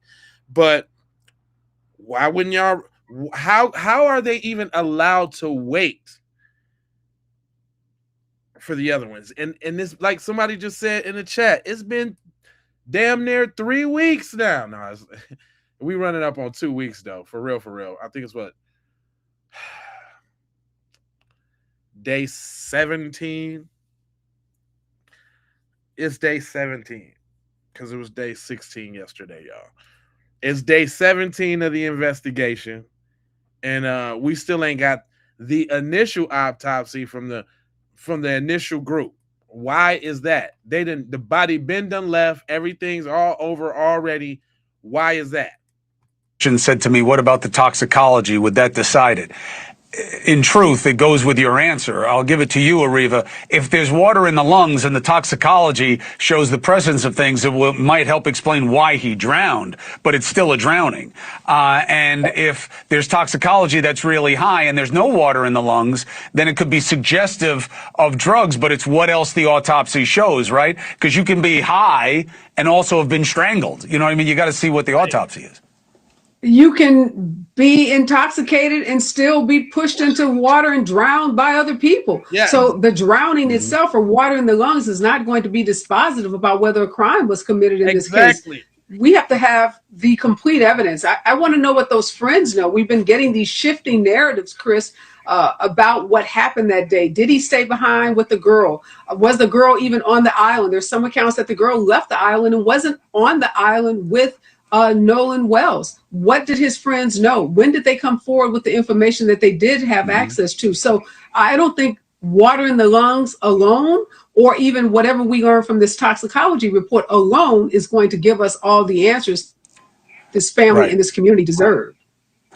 I know it's not satisfying, Jennifer, but what I keep saying to people is, all I know is at this point, it's not wrong to be asking questions. Exactly. When you get the autopsy back and they give it to you and it seems to check out with other forensic experts that this seems right, that's when you start exhausting the questions and the answers. But right now, they need to get that piece involved. And as soon as they do, I'm coming back to you so that you can help me understand what we now know and what we still need to know and what it means. Jennifer Coffindaffer, thank you as always. Ariva Martin, good to see you.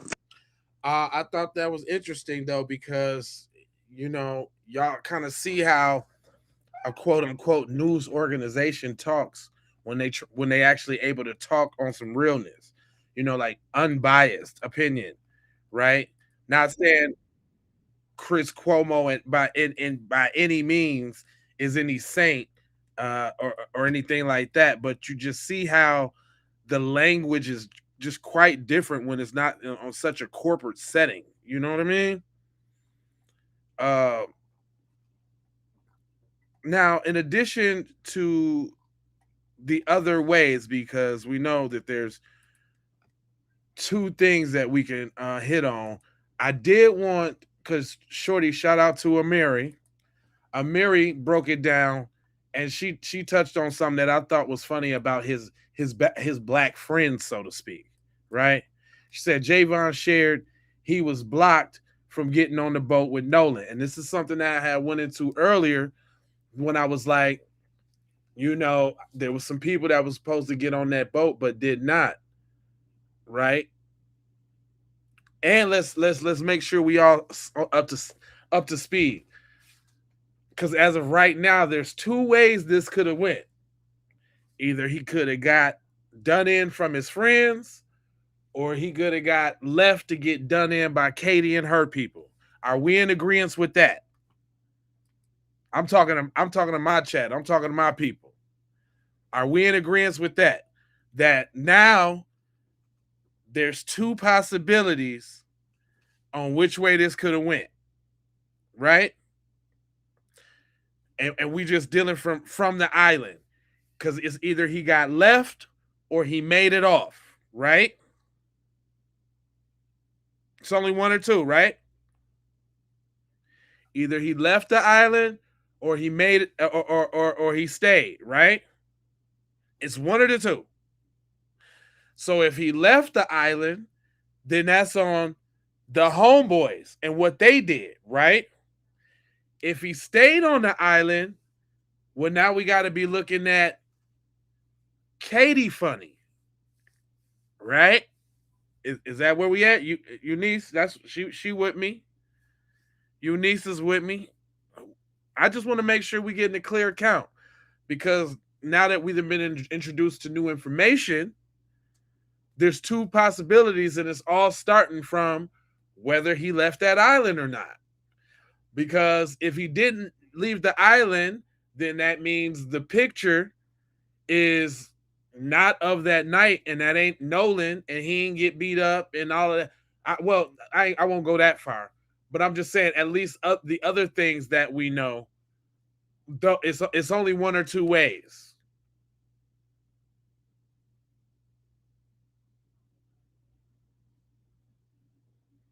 He said, if they would have blocked me, I would have said, Nolan, get off that boat. These people tripping.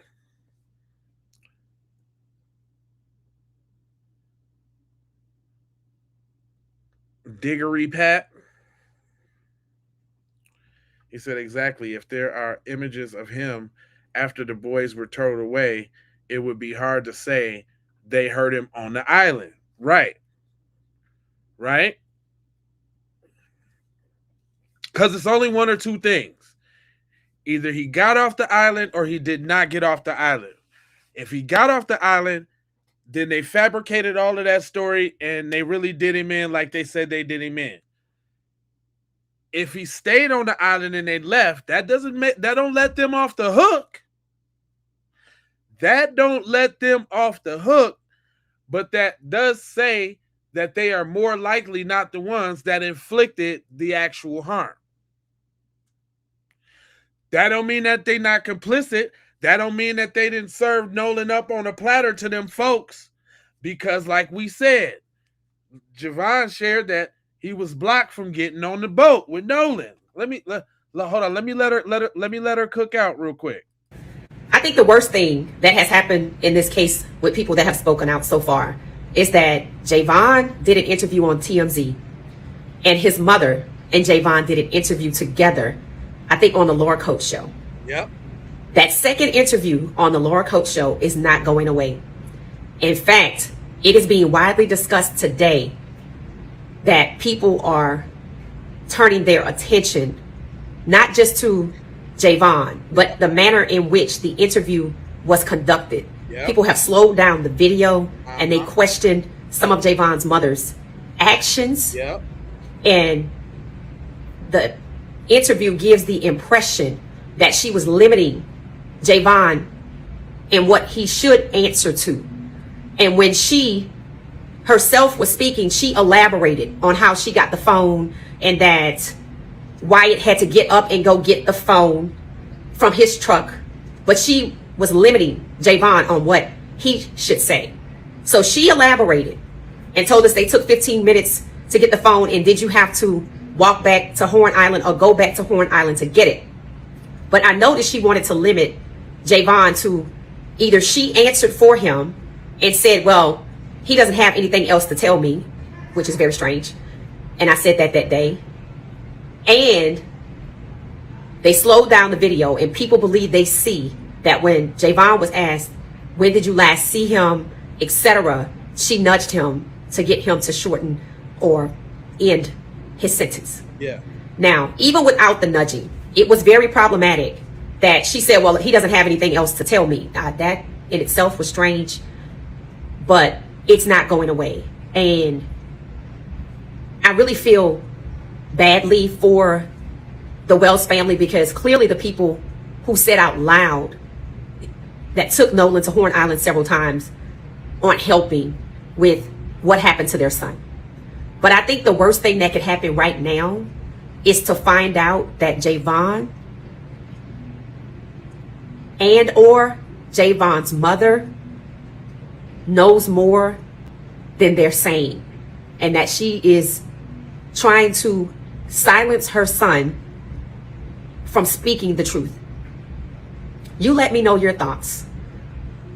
I really hate that, because the optics on that interview with them speaking was not good. And now it's going viral again. Let me know your thoughts.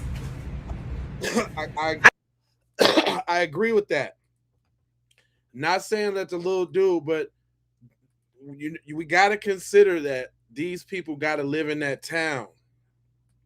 And hopefully that this bread put up, hopefully this money that they just put up, give people a little bit more motivation, you know?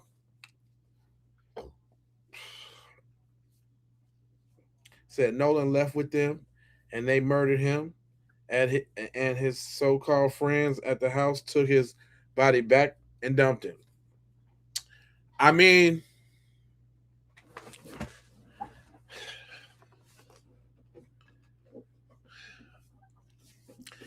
that's we in the parallel universe, right?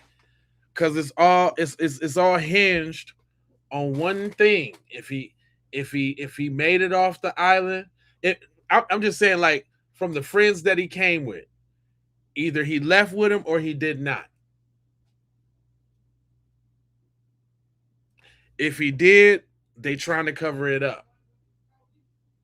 If not, they telling the truth. That's the implication too, y'all.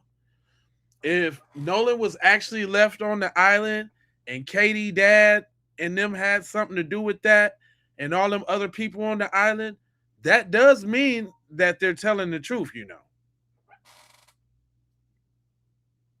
That don't mean they didn't serve them up, but it does mean that what they did checks out. I'm still believing that they served them up based off how they acted towards the parents and all the other factors. I made them devils for a reason. So it ain't no cape. There's no cape on that. Right? No caperism. But if so, then they do got something. You wouldn't be surprised if they injected Nolan with something. That could be true too. But think about what Kimmy said though when we on the ritual side of the game. Let's not forget, we got to take everything into account.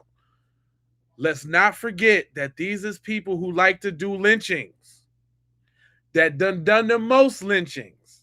And we're talking about those amongst their society that has the most freedom to do whatever they want to do. And a good old boy network system to cover it up, as we've seen. We got to start from there. So that means we cannot throw out that whether the friends did it or served them up, that's a possibility. Because like I told y'all, them lynchings don't go nowhere. That feeling, that wanting to do that jolt they get from it, that listen, you gonna want to do that again. And you gonna try to figure out, I mean, the best way you can do it possible. You gonna figure something out on how you can get that thirst and that little taste back. Yep, that phone is a key too. I agree. Because look, in all, that's where the mess up come in at. They were sloppy. Cause look, what is true is this too. Whether they left them on the island or not, that phone threw a monkey wrench in it. That's something they didn't account for. They were so worried about the body, but forgot about the phone.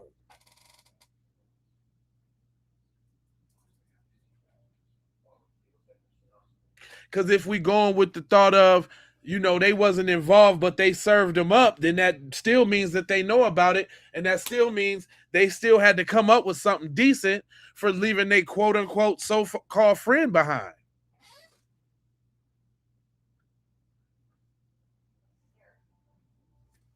Don't act like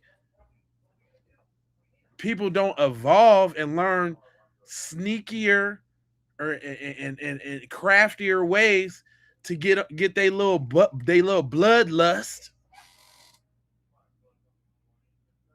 No, we ain't waiting to see nothing. What you don't like is that I'm pointing out how you and your people get down.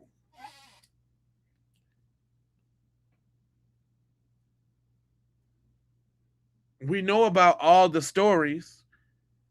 Those people didn't just dissolve and wither away. It's still generations around that was doing that. That was just they got pictures of that. That that was just in the 50s and the 60s. That's not that far away, bro.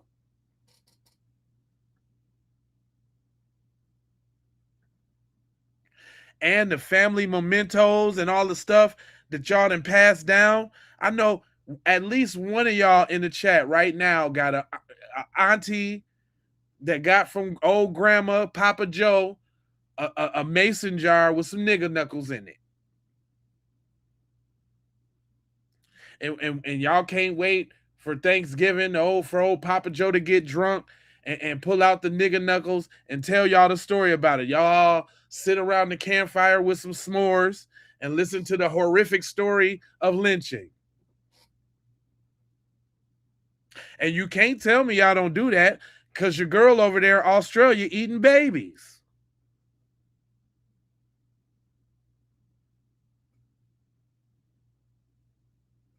Explain that to me.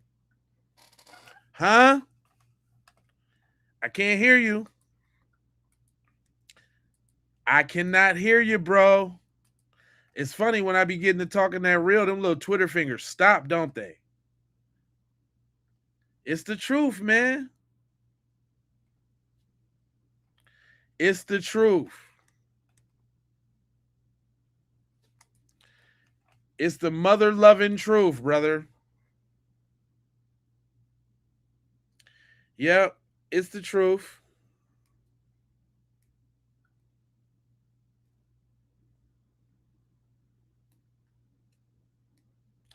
You say your great grandma was alive, was a slave owner, a slave owner's daughter. I mean, hey, that's a part. Hey, thanks for sharing. I could appreciate you leaning into it. You know who your people is. Hopefully, you trying to break the cycle. Hopefully, you trying to break the cycle. You say, Diggery. Pat. You say, girl set him up. Could Javon and the white boys could have been jealous of Nolan? Did Javon go out looking for Nolan? At this point, it could be anyone, but the white boys seem guilty as hell. That's what I'm saying. Well, because of course they got the smarts and the know-how. This is another thing that even just removing yourself from the situation and looking at it, it seems like they all well-to-do. You know what I'm saying? But it's only a few set of boys that had the knowledge on what steps to take to quote unquote protect themselves legally. Who would that be? The judges. My mom's a judge, bro. You know what I mean? So you're totally right on that. Yeah, she should have left the casket open. I Flower Pots, I said the same thing because we should have been able to see what happened. We definitely should have been able to see what happened. Yeah. But you know what?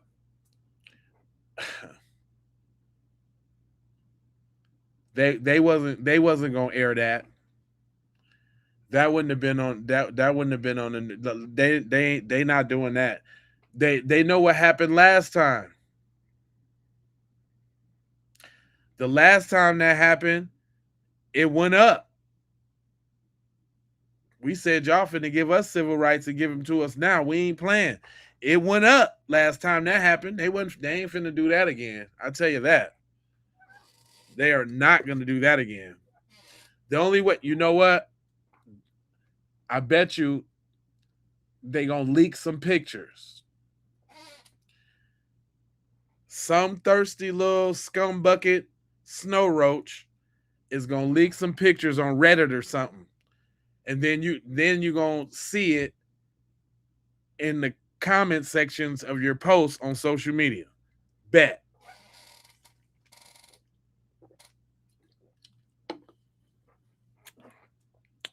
That's what's gonna happen. Yep, some pictures is gonna come out of nowhere, and they're gonna be. But see, if they was smart and they really want to amp up the beef, they'll release them now. But that's why they didn't release them now. That's probably why they making the autopsy go so long, because the temperature's too hot right now. You know what I'm saying? Because we in a full court press right now, and I'm proud of my people. I'm proud of how we handling this right now, because we know what the deal is. They've been trying to make us get outside since the orange man then got in there. They've been trying to get us outside for a long time, and y'all better believe that this is what all of these cases and all of these decisions and all of that in succession, all of these things happen. It's no coincidence. Trust you and believe in me. I have been doing this stomp down. I'm talking about really into this politics thing, trying to be on every set, trying to be on every whoop. Listen. I'm telling you. Don't think this is not a manipulation tactic on the propaganda side of the game from them folks to get us super duper riled up and thinking emotionally and getting out in the streets and this, that, and the third and boop, boopity boop. Because look, they popping babies, they hanging MFers, they drowning high school football stars. Brother go to a festival, they trying to cut his neck off. Another brother went swimming with his little football team, drowned, and nobody know what's up, right? And yes, we talking about the things that have a racial tone to it. And it's because they have a racial tone to it. It is their arrogance and their audacity and their boldness and their upfrontness with I'm white and I say so. Like we just supposed to hold these L's. But what's actually happening is getting us more politically astute, politically aware. We coming together more, we're getting on code more. We shunning the people in the community that don't mean us no harm, don't mean us no good, right? Changing behaviors, right? Spending habits. Look at all what we doing right now. Somebody said earlier, black people, we on fire right now. And ain't nobody finna tell me nothing. It's done with that on we don't stick together. Black people don't got no unity. Bullshit. Bullshit. We've been on belt to ass sets. No liabilities. All belt to assets. Ain't letting not a damn thing slide. Ain't Nathan slided. I'm talking about you. You bet not say anything in the news about a black American right now. A foundation. You bet not. It better not be under your breath. It better not be a quote from some a misunderstanding. It better not be nothing. Cause we on your buttocks right now.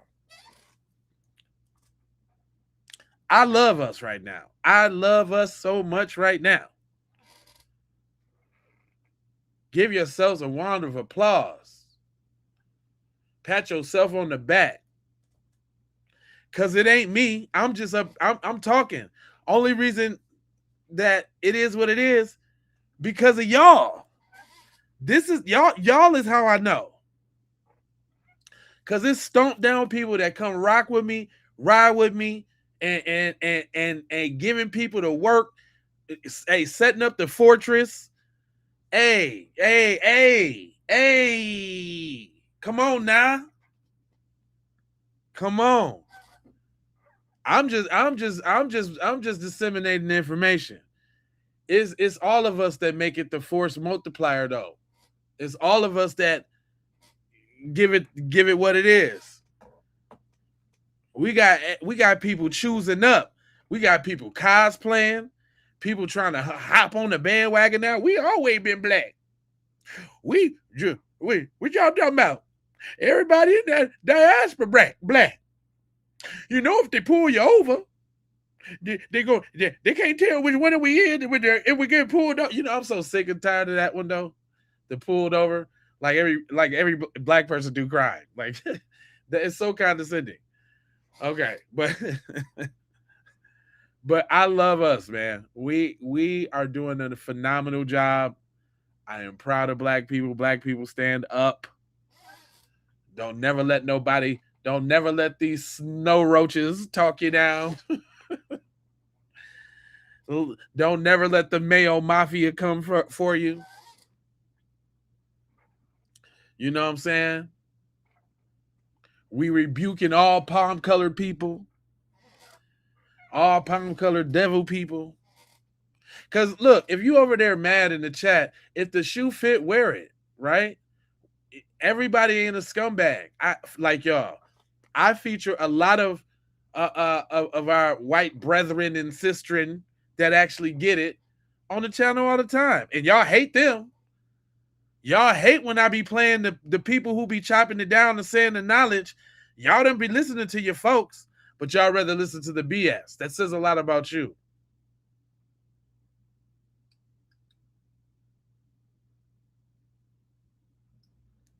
So I don't want to hear that. Oh, he's racist. My boy Sam, he's a regular on here. Kim, she didn't just came a part of the little thing because she be spitting. It's a lot of them, and then I'll be snatching them from here and there and here and there. It's people that get it. I don't know what's wrong with y'all. Well, I do know what's wrong with y'all. Y'all dweebs. But we need dweebs, though. So I ain't going to beat y'all up too bad, dweebs. Nah, none of the. Oh, hold up. Oh, good. Breeze. Thank you so much. Helping move the program along. You sly devil. You sly fox you. That was a great look. You made me think about something. I got this right here so y'all can see who actually showed up real quick. You know I scour for y'all. Y'all know y'all my peoples. So I got to get the goodies for you. You know what I'm talking about? But I had grabbed this though. Hold on, let me show you this real quick. So this is like the teammates that came. Now, I got something to say about this.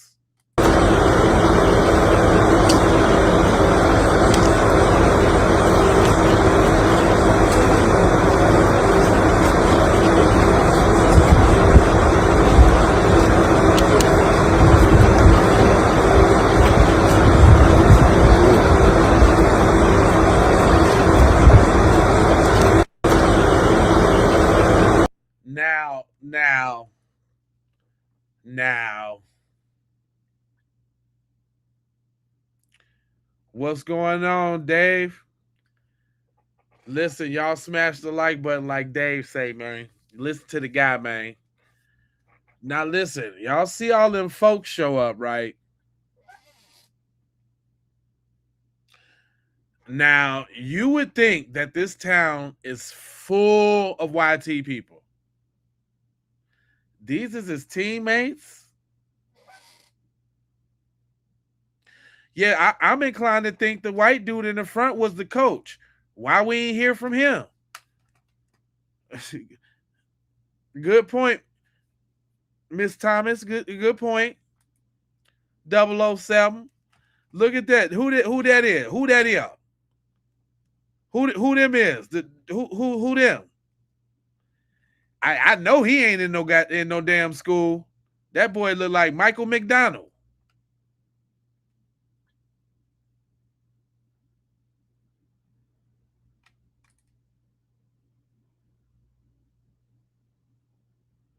I'm just trying to understand. I know ain't nobody else had nothing to speak up and say. That's a lot of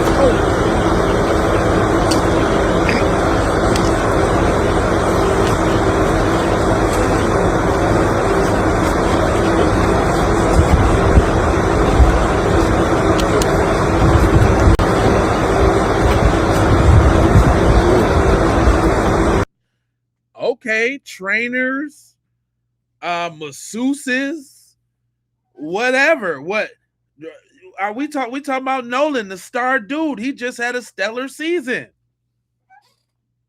I seen highlights of Cuz and all of that, making fantastic NFL catches and all that.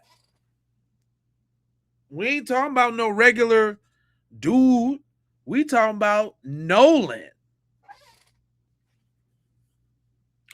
The high yellow mix kid that was good at sports.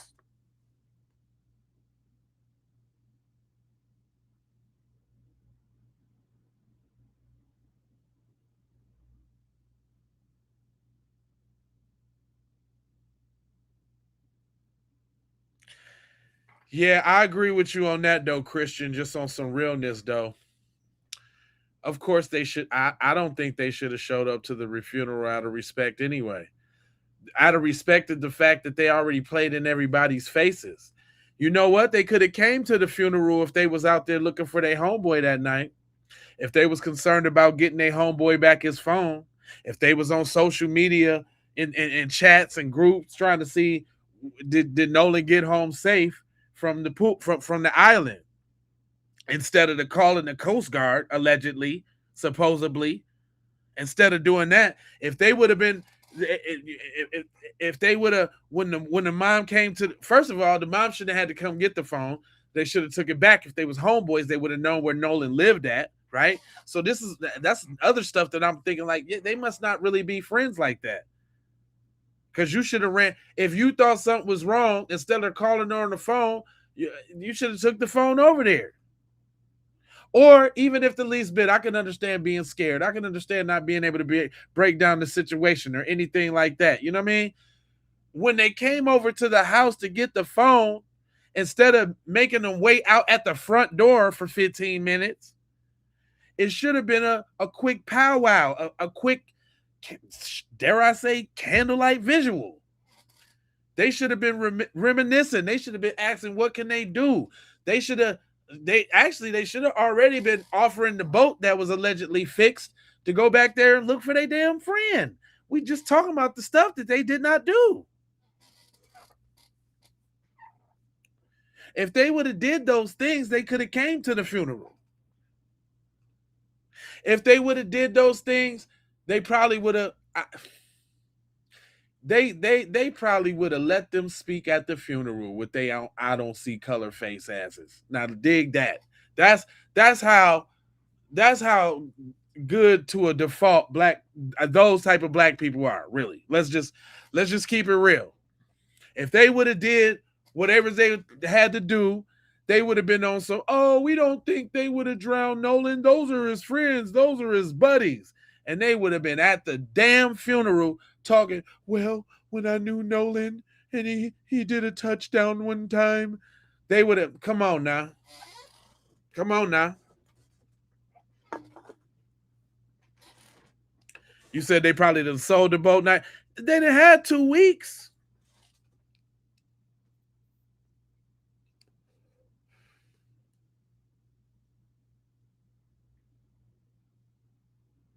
white bro code is different than the world's bro code. Man, that's a profound statement right there. Money Mike, for real, for real.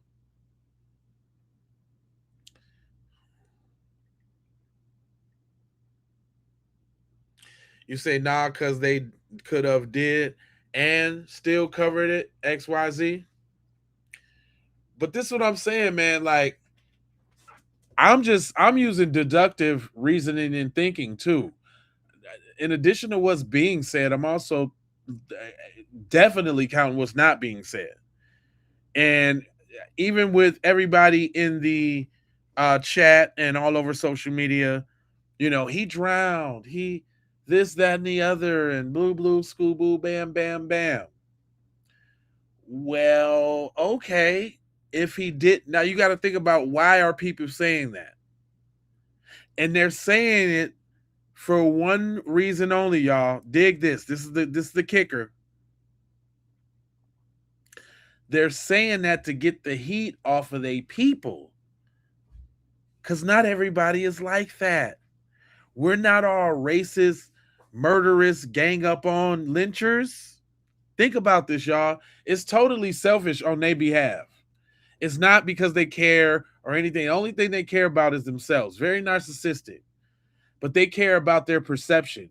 Because, you know, most racist people want to be hidden. They want to, you know, they what's happening right now? They're getting found out. So they losing their jobs and this, that, and the third, right?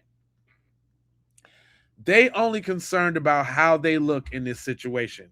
And the reason why it's hitting so home is because you got some good old regular ass dweeb looking dudes that they can see their sons and their nephews and their cousins and all of that in being looked at like some ravishing, bloodthirsty, love to do what you call lynching devils. And now they mad because we didn't brought up all the little history about all the stuff they do. This is hence the reason for DEI. I mean, or what they call in the school, what they call that shit, what they call it, trying to take the black education out of the schools. What they call that?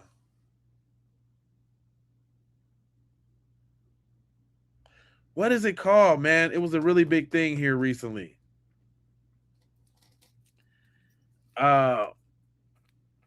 Taking the black history out the school. What that's called, y'all? I know we got some smart people in here.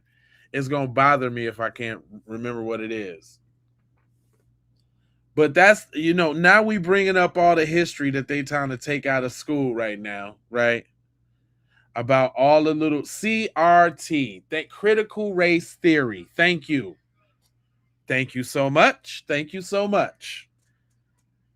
That's right. Critical race theory. So think about it. Tie this all in together, y'all.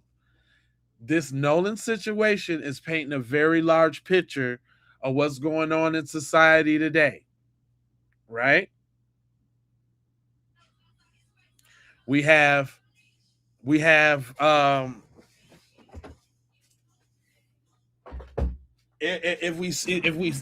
we add it up, we have the perfect ingredients for a lynching, right?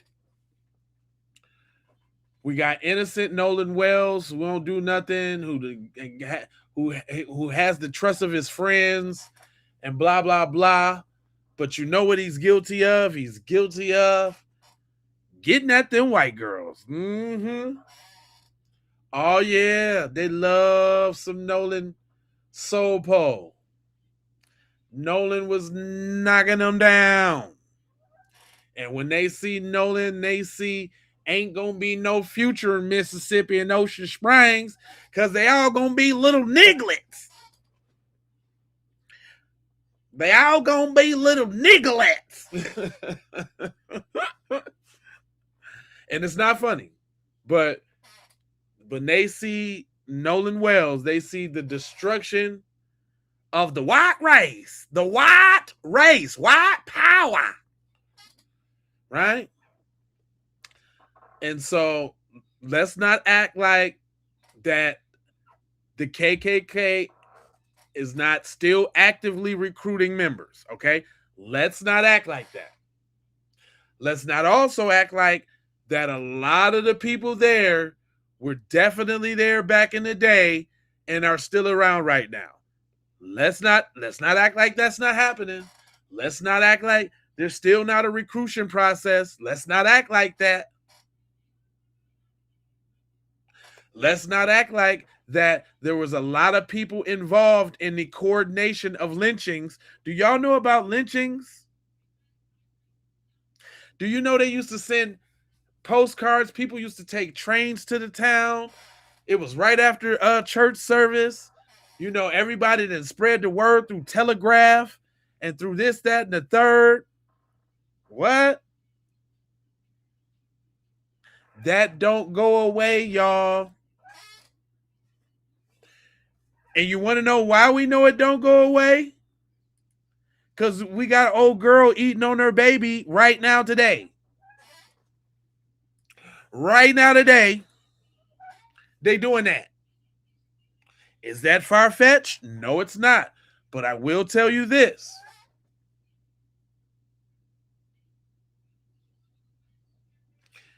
To them, you're not really supreme unless you can impose your will on the innocent. Sort of like what? A ritual? How we know that wasn't an initiation?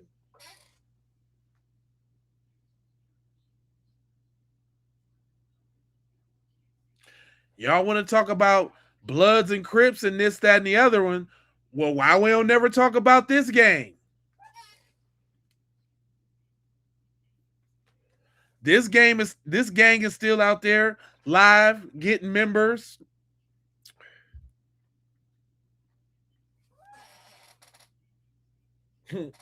I'm not baby's puppy. This all I'm saying. I'm just saying let's not consider that. And then we got the usual bait. The usual bait as usual. What is it? What is it always over? What is it always over? It's always over the Baxter. It's all every single gosh darn time. It's always over the Beckalicious. It's always over the Beck geranium. Every time we look around. Do you think any of the dweebs in that friend group didn't like her or those like her? They like, we got more money than Nolan. You should like me. I got way more money. My mom's a judge. Do you know who my dad is, bro? Do you know who my mom is, bro?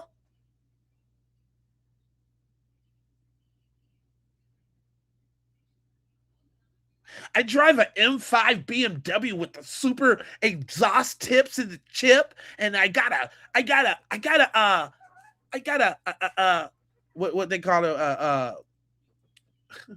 I got a carbon fiber spoiler. You shouldn't like him. You should like me. Nolan's a nigger.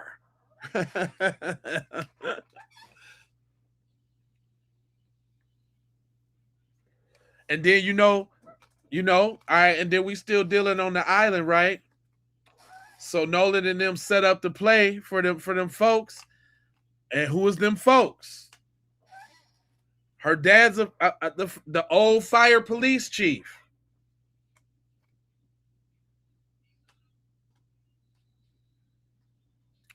Don't they always be in law enforcement or some part of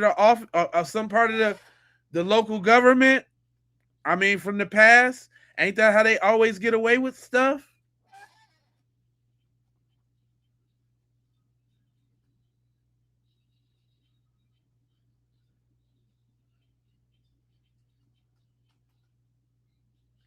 I'm just saying. Let's put the 1 and the 1 and the 2s and the 2s together. You did. You think none of these look, let's check them out again now. Cause I don't think y'all seen their faces enough. Let's go with the grand dweeb. You think this dude didn't like Katie? Matter of fact, if his mom wasn't a judge and he had a pool in the back of his joint with lake access or water access, do you think he would get any chicks? Warren, do you think Warren would get any chicks without any money?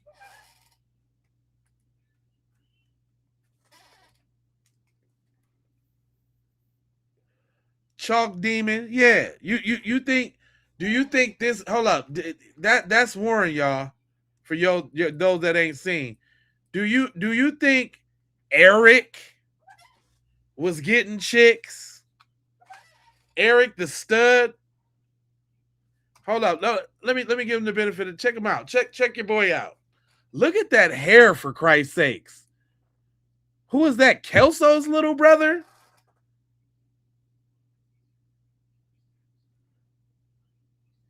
Who is that?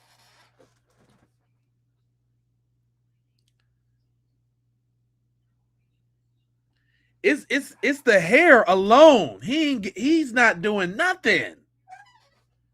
Do you know who my dad is, bro? My dad owns the largest dealership in Mississippi, bro. I don't know who is on, but it's something like that. You know who my dad is, bro? Oh no, I ain't even got to Wyatt yet. Ain't even got there yet. I just want y'all to see these faces, man, and get a good look at these so-called friends. Uh-oh, bad suit Wyatt. First prize.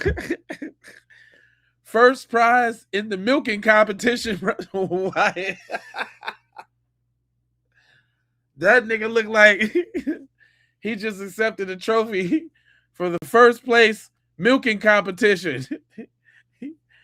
That nigga's fast as hell with them udders.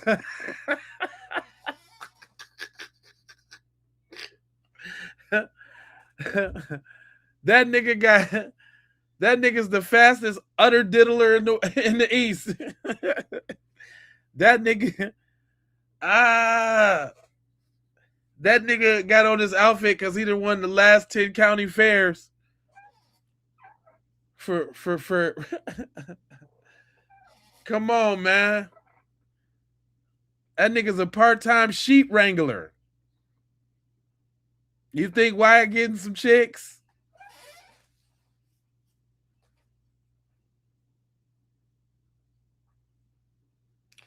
That nigga wrestled ostriches on the weekends.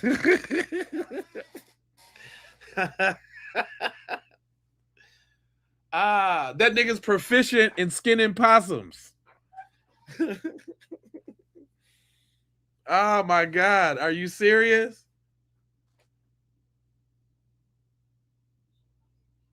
That nigga once camped out in a PetSmart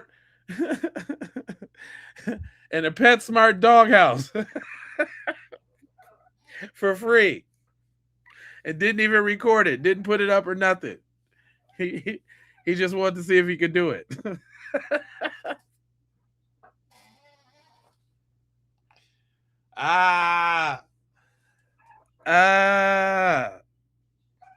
Nigga look like he from the Candyland plantation.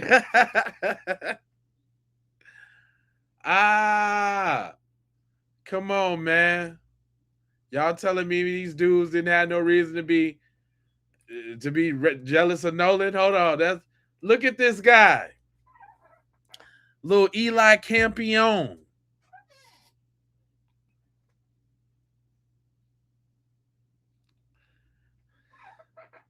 That nigga look like a German throat juggler. He get. Hold on, let me give y'all his real face. I'm gonna give y'all the benefit of the doubt. It's the hair for me though. Them dudes ain't getting nothing. Them dudes ain't getting nothing with that hair like that, fam. He ain't got nothing. And that's that nigga's 12th grade graduation picture. He graduated looking like a dweeb. He ain't got nothing coming. It's a Cooter Creek original. Cooters Creek. Cooters Creek. Not Cooters Creek. Your boy right there.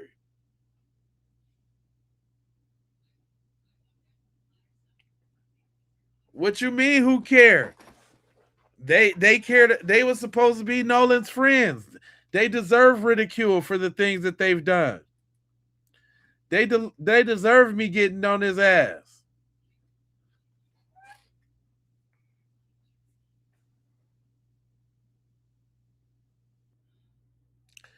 Your boy looking like an apprentice at Geek Squad. Like he locked himself in the room and he played D&D games on holidays all by himself. And he brags about one dice that he has that has 64 sides. He got a 64-sided dice. And he's happy about that.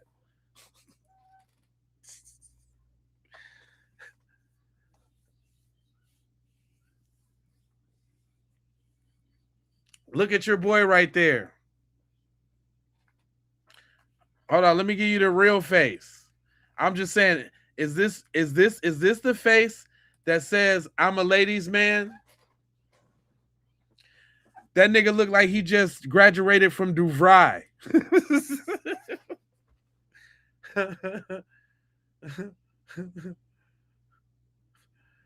That nigga look like he just graduated from a schematic CAD program.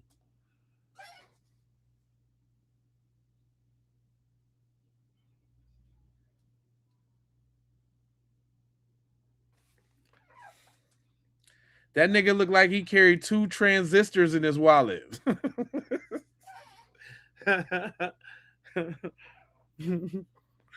Ah, shit. Oh, my God. Oh, man. The jokes write themselves. Gosh darn it. Oh, they deserve all the ridicule, fam. Look what they did to their so-called homeboy. Okay. Let's hear from my brother. My brother's he's very sensitive with his approach. Shout out to my boy Brian Lloyd. Brian Lloyd, I featured him one time a couple videos ago. But just very simple questions. Come on, Brian. Oh, hold on. I ain't get to Brian. Hold on. We get to Brian. Brian Lloyd, y'all. All right, guys. So I just want to walk through some assumptive scenarios in regards to the Nolan Wells situation, right? So more stuff has come out. These are just assumptions, my opinions. All right. If I try to piece everything together from the start. So Horn Island, they go out there, they're on Horn Island. Apparently there's an altercation. However, his friend, Tristan, mentioned that it was him in the altercation. Okay. Katie McCormick is talking to Nolan. She states that she sees Nolan get back to the boat with his friends. Also, if there were some sort of physical fight on the island, it would have been seen and it would have been noticed because there were many people out there. So we know that that did not happen, at least a physical altercation, assuming he got back on the boat, which still makes more sense for him to get back on the boat. They come in from Horn Island, they dock in Evan's backyard. Because now we know and understand that Evan has a boat dock in his backyard. Not only does he have a boat dock, he has a swimming pool in his backyard. So goes back to the pool party pic, which still don't know when the pic was taken. Yes, a friend, we think is a friend, Tristan, said that that pic was taken June 27th. However, we know that metadata can be skewed and it can be altered, which I mentioned in a previous video that the pic, the metadata of the pic and everything was submitted anonymously. Okay. So the person that submitted the pic didn't give their information. So anyways, even if the pic wasn't from July 4th, still, it is very safe to say that on the 4th of July, those boys got back, docked at Evan's house in his backyard in the boat dock, went to the pool to continue their fun, continue their party. We also have social media, online messages from one of the kids who was supposedly at the party who stated what happened. That individual said that there was a physical altercation between Wyatt and Nolan, and others jumped in, and it became very bad and very brutal. If a situation happened to where the altercation got bad, where we unalived an individual, they mentioned that they had to identify him through his dental records. So if they had to identify him through his dental records, that would make sense. Remember the nurses that came online basically stating that they were told that the body had been burned and it looked like he'd been tortured. If the scenario happened to where they did something intentionally to Nolan or accidentally, and kids being 18, 19 years old, privileged, thinking that they can cover it up, there's a chance that they could have tried to burn his body to cover it up. And that probably didn't work out. Now, they didn't want to hand the phone over to the mom when she was pinging the phone and she was asking for it. They had to go and get that phone, which is another red flag. The body initially wasn't on Horn Island until 2 days later. So if the boat dock is right there and they're still holding on to the body, they could have easily brought that body back to the island for it to be washed up. So with all of that being said, the parents lawyered up right away. The sheriff's office trying to rule it as an accidental drowning, just trying to get this over and done with as quickly as possible should be alarming. Yep. Because when you're innocent, you don't go into hiding.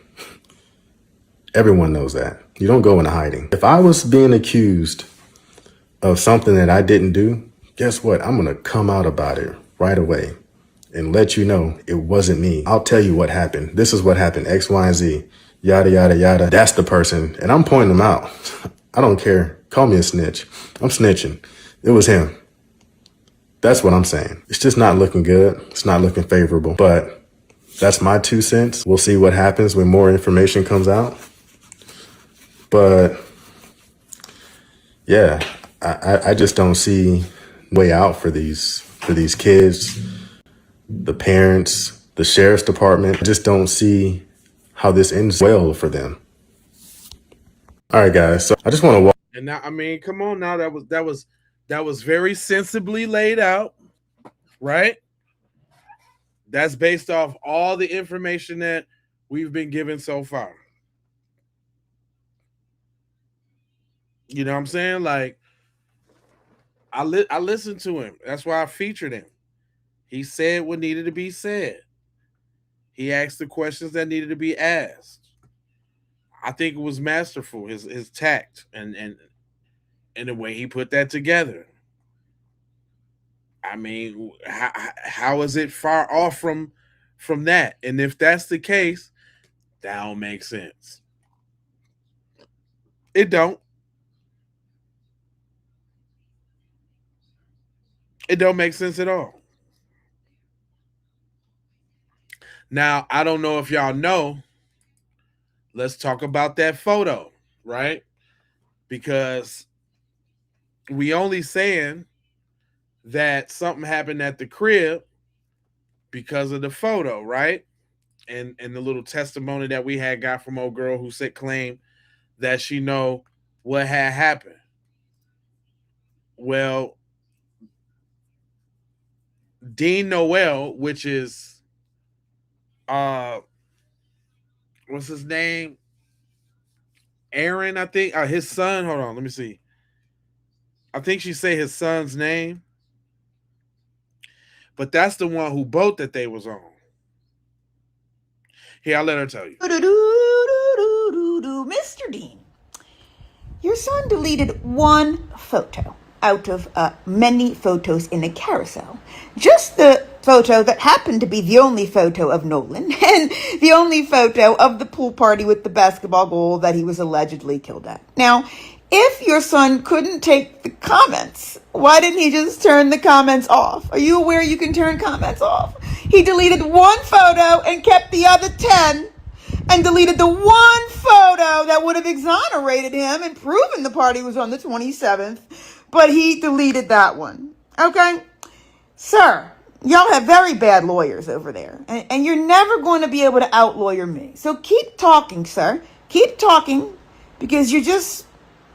Go to the police, sir. Go get that 100 racks, baby. You need that 100 racks. Go get that 100 racks. So just to be clear, what the text says is, because people were making terrible comments and accusing him of doing something terrible, why does it matter? Why are y'all still down a path that is so dumb? He was with all his friends from BSL and his girlfriend, and nowhere near Horn Island. I don't know if y'all can appreciate this enough.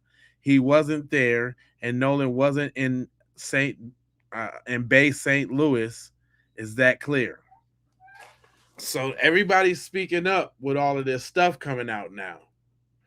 You say 100 racks ain't enough money, that's short money to them? Yeah, I hear you there, for real, for real. Oh, I hear you, for real, for real. Like, that's something I definitely thought about.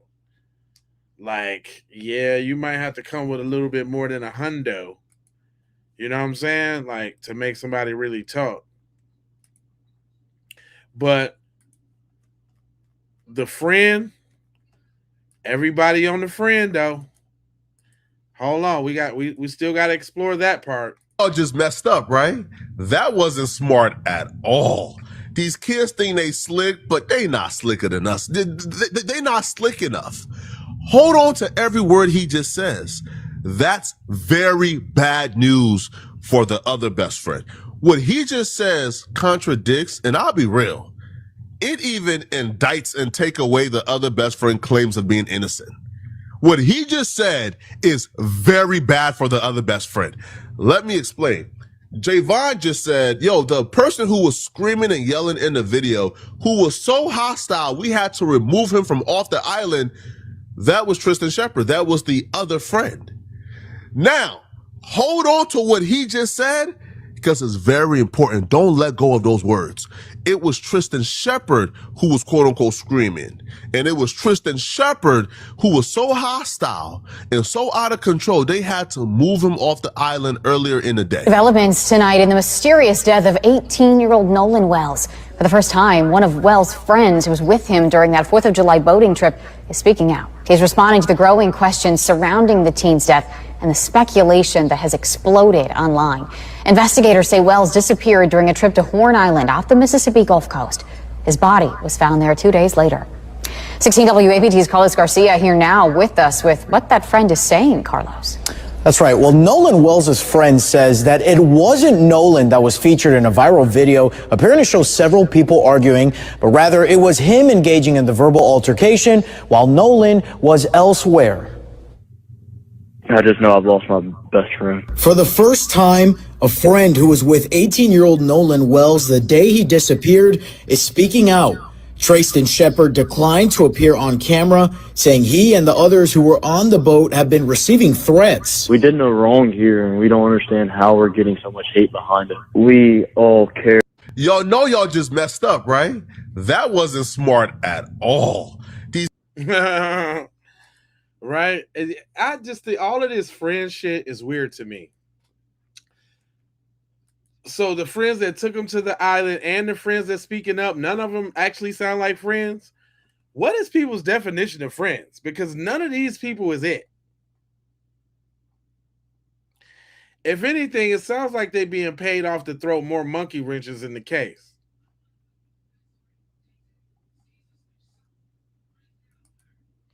I mean, that's just to me. It just seems like they just keep saying, and they keep trying to make themselves victims. Thanks, Chatty. Where you tapping in from, Chatty? We appreciate that. Where you tapping in from, Chatty?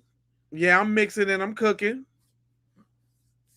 I like that one too with the turntables. Y'all know I be doing DJ.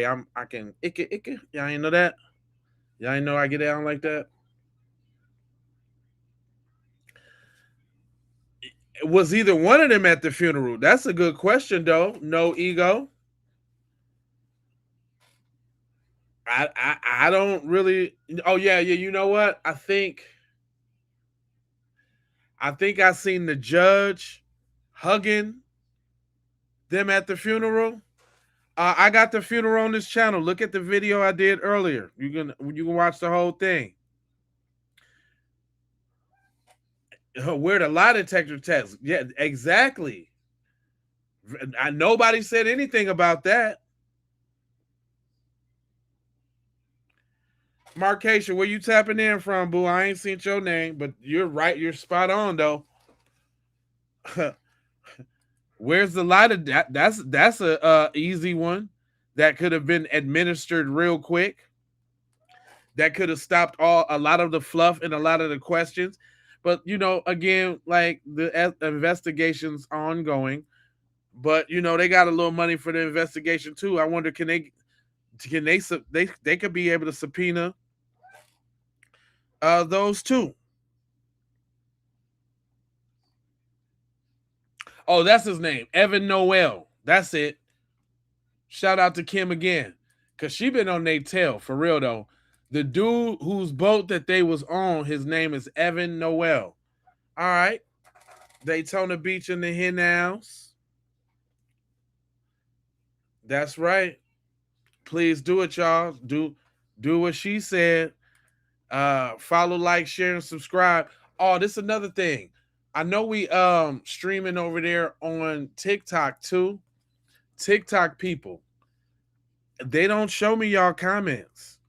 So if y'all could be so nice as to come over to the Keep It P podcast or the J Lava channel, you know what I'm saying? So y'all can engage in the conversation, because it's come to my attention that we got some viewers over there on TikTok, but I can't see y'all comments.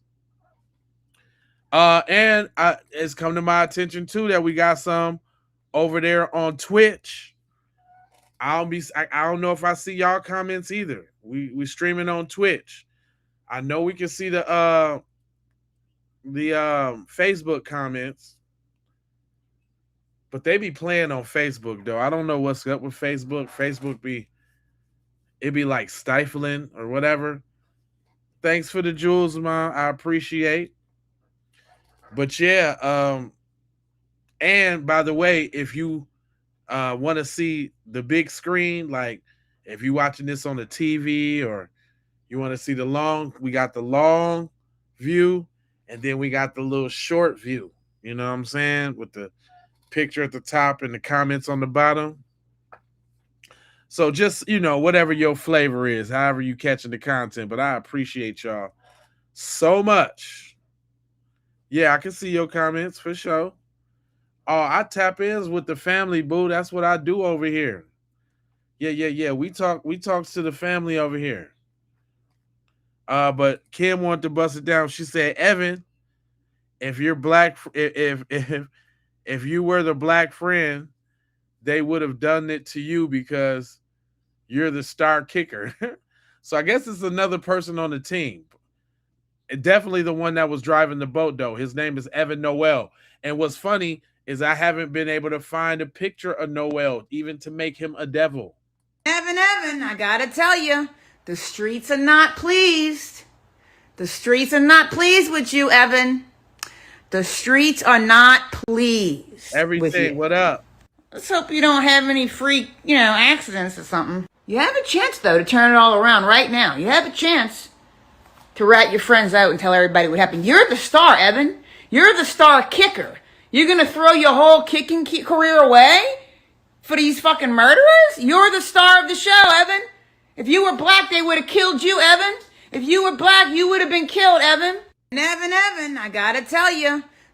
She be going in on them. And the reason why I play her, though, because, you know, she using her privilege to say stuff that others would think twice about saying. And I can appreciate that. I can definitely appreciate that.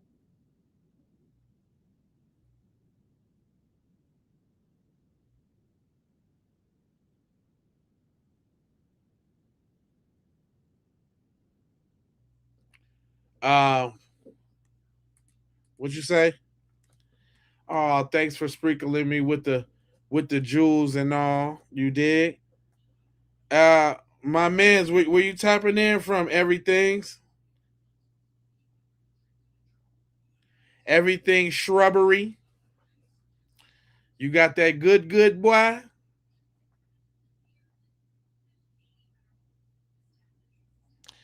Why don't I answer your questions? What you say, Pat Johnson? Let me look up here and see what you said.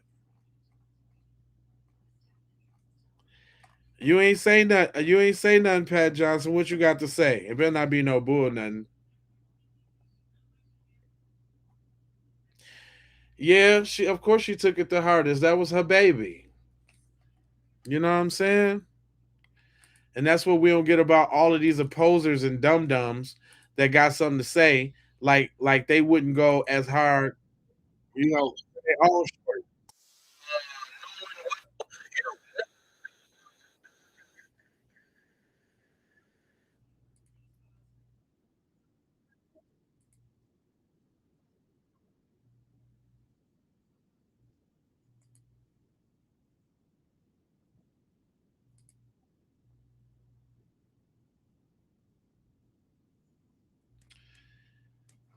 I was just watching this video and I was just thinking about if I actually want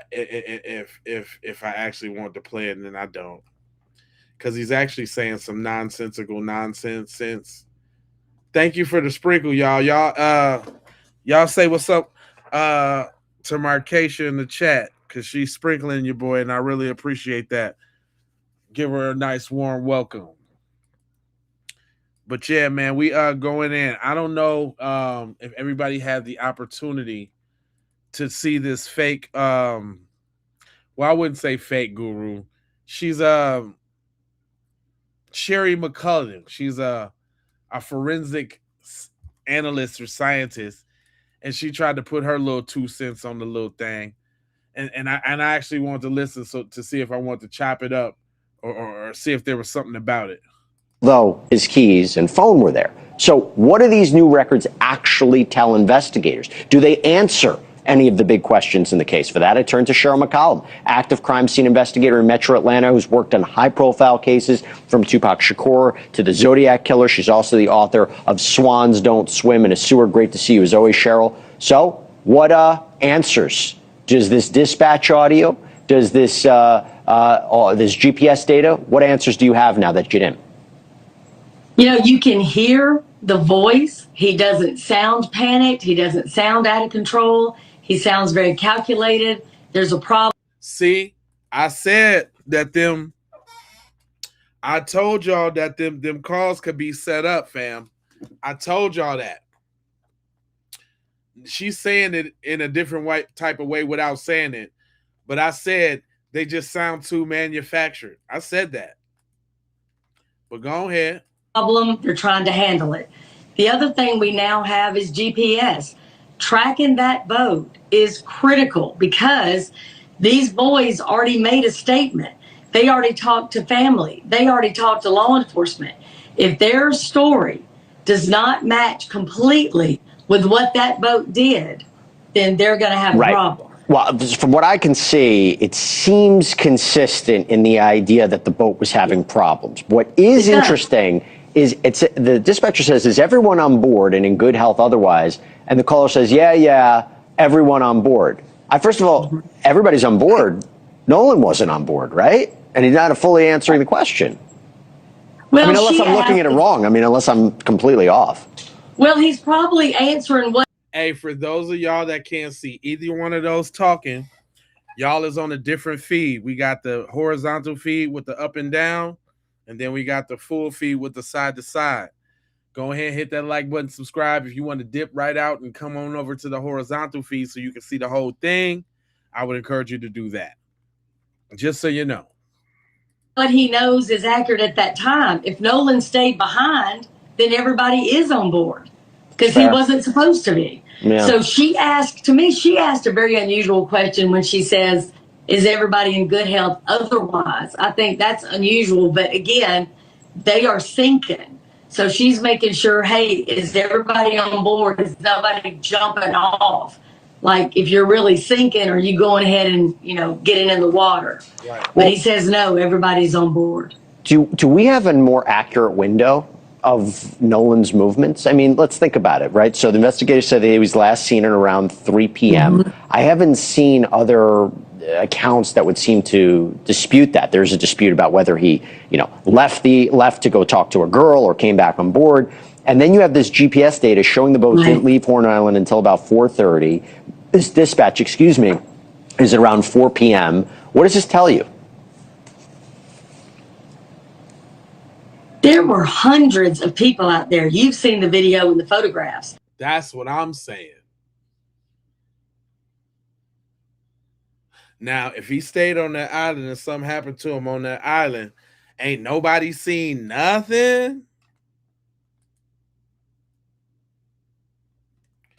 Come on now. Y'all notice no matter how you hear the story spun, it don't make no sense. No matter what you hear, no matter what, based off what we know, it don't make no sense.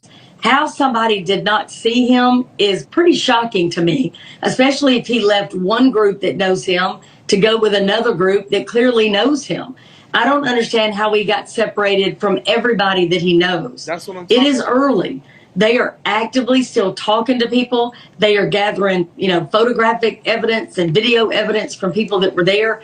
Even if I did not know him, if I'm just taking a video of the whole crowd, I could have captured him. So people that have no connection to him are still turning in evidence to be, looked at and analyzed. And look, his family says it would be highly unusual that he would separate from a group. I also, while I have you, I got to ask you about the phone. Phone's a key piece of evidence in this case. There was a claim that perhaps data was deleted from his phone. He didn't have his phone with him. We know it was announced, according to Ben Crump, who's representing the family, that there's going to be this mutual investigation or examination of the phone, both by the family's private experts and by state investigators. A, is that unusual? And B, what are you hoping to find?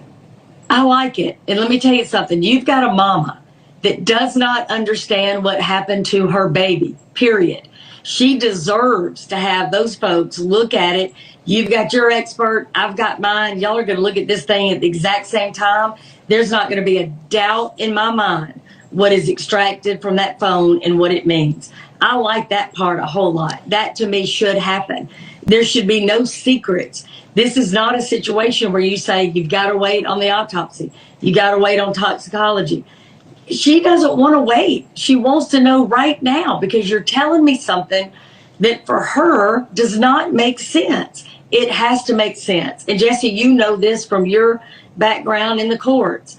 When you have parents that have lost a child, you have got to give them all the information in a way that they can absorb it and understand it 100%. and eventually accept it. Especially if they don't trust local law enforcement. And look, as we reported yesterday, Ben Crump indicated also that the DA told him that after the investigation, this case may be presented to a grand jury for potential criminal charges, whether that's directly related to Nolan's death or something that happened in this investigation. We'll see. We'll be on top of it. Sharon McCollum, thank you so much for taking the time.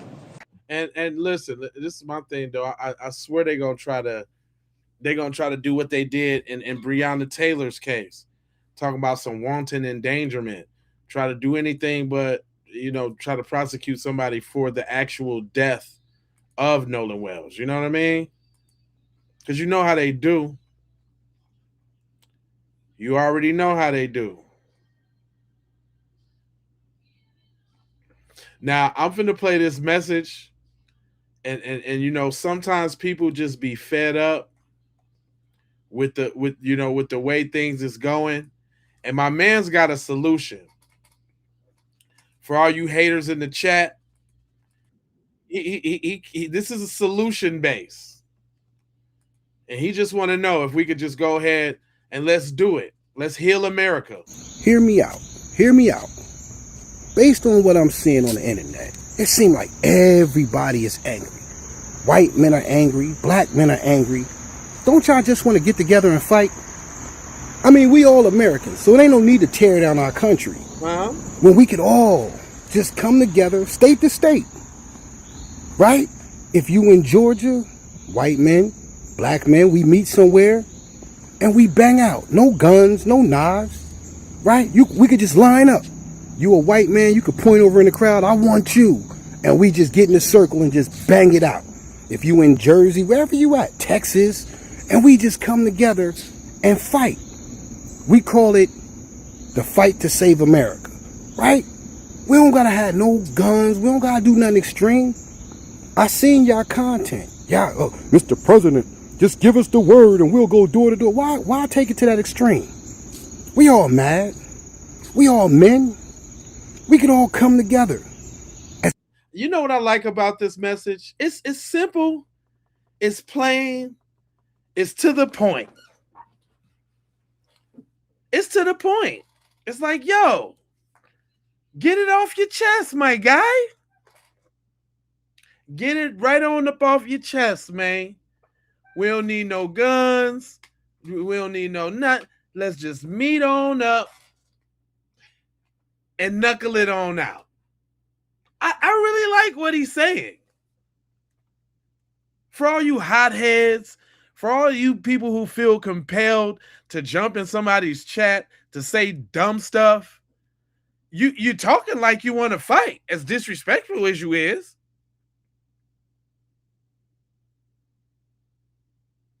You're talking like you want to fight. Y'all talk the words y'all use be fighting words.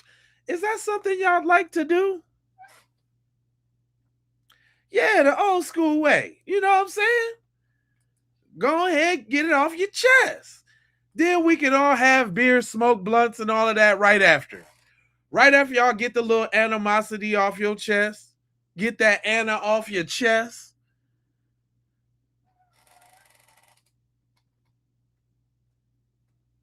But I think we know why that ain't gonna happen. Especially without they not coming to the fight if it ain't no guns involved. I know that. What he's saying is noble. What he's saying is just. It's real bravery. It's real man shit. But they ain't coming to the they if they can't bring no guns. What? Cause we damn near be knowing like what the outcome's gonna be. We know what the outcome would be of this. Let me tell you something. That's why they don't like us in sports. That's why they take every little chance to demonize us as sports. I don't watch sports, but I definitely pay attention to the power dynamics. And let me tell you, it's because of sports that has rules, that has regulations, that everybody has to follow. We excel in that when it's an even playing field. That's why they can't do nothing. You can't beat them, you join them. So that's why they wear black men's jerseys and this, that, and the third, Michael Jordan shoes, because they can't win in that. It's structured, you know what I'm saying? It has it ain't no wins. So that also pertains to the physical element when we talk about the brawl side of the game. They don't want to brawl. That's why they got all the guns. I must be telling that truth. Thank you, Mom. I appreciate you. Marquet. For Shay. Hey, I must. They gotta come to the joint with a blammer.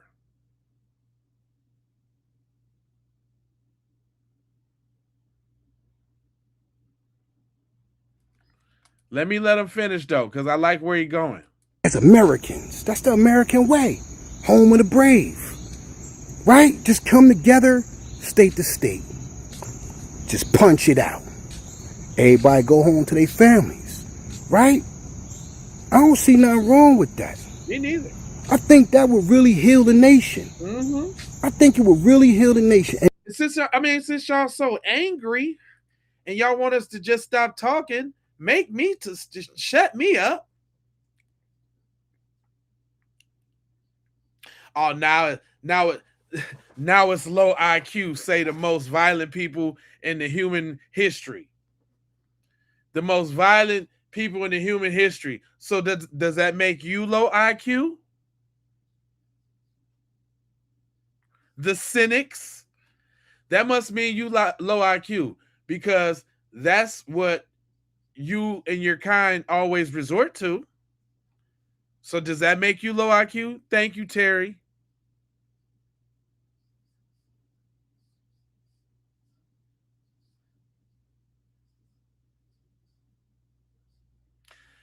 You think they got more guns. You don't know what people got. That must mean you ain't got none, user. You ain't got no guns, user? Because I got several. But guess what? You can only shoot 2 at a time. And 1 if you're trying to get some distance on it. So none of that matters. You can have 100 damn guns in your crib. That just means you can shoot for a long time. You can't shoot all 100 of them at the same time. And that go for you and your buddies. The most y'all can carry is 2 apiece.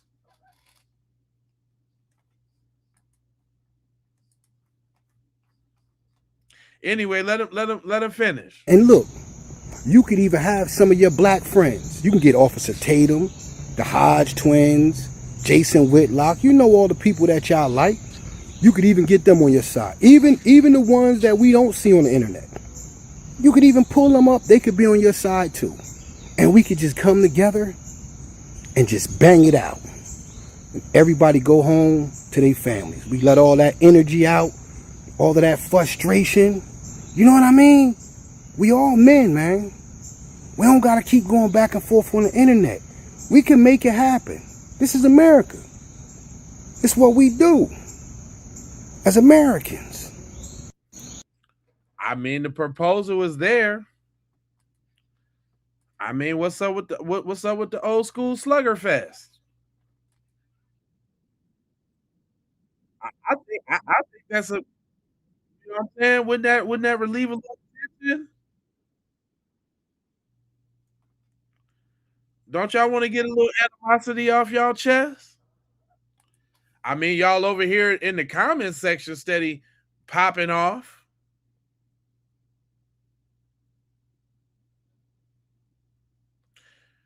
Oh, you think you would get him because he got a little beard with some grays in it? You must don't know not to mess with older black men. The strength of an older black man. You must, nigga. We don't get weaker with age. We don't, fam. You must be mistaken. Shit. Until we get up there. Shit, I wouldn't even have thought about trying my dad till he got in his upper 70s. I'm gonna tell you that right now. Wouldn't even think about bothering that old man till he got up into his like upper 70s and shit.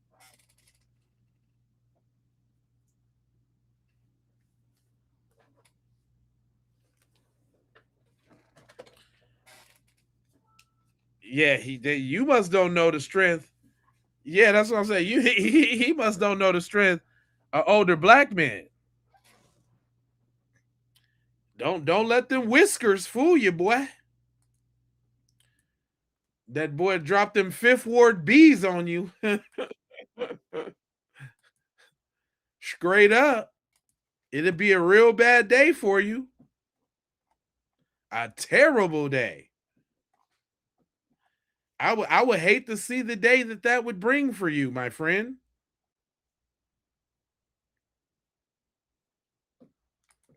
But see, y'all over there talking.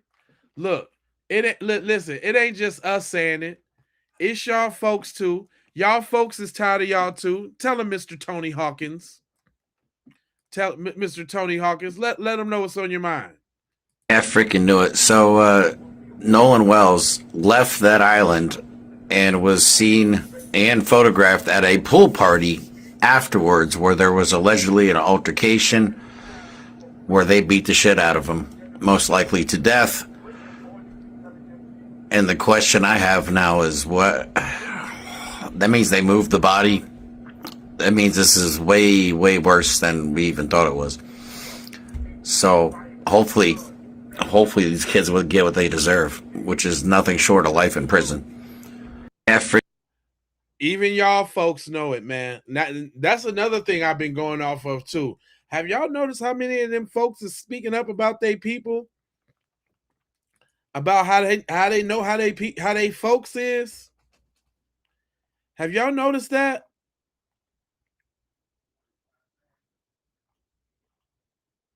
I mean, even listen, white folks, Latinos alike is even speaking up, fam. Everybody. I had a visit this one earlier, and this explains their hate and why they don't like us. She says it correctly. One of the reasons white people hate black people is because we cannot tolerate black joy. We cannot tolerate black intelligence. We cannot tolerate black beauty. We cannot tolerate black confidence. We cannot tolerate black camaraderie. We cannot tolerate anything that frees a black person. There's a level of racism that I think hits differently for black people than it does for Asian people or Hispanic people or Middle Eastern people or Native Americans even. Is that what it is, y'all? Is that what it is, y'all? Y'all just can't stand all the ways we shine makes y'all mad as hell, huh? Y'all don't like the fact that we still thrive and survive, and y'all done tried everything in your power. I mean everything in your power. Everything in your power to try to hold us down.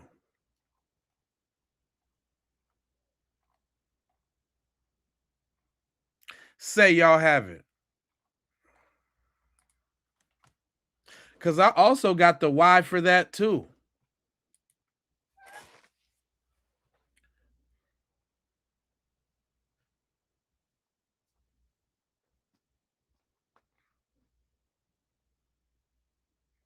What?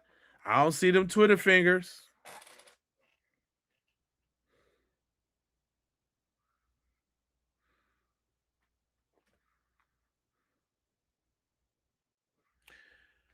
You know why they hate?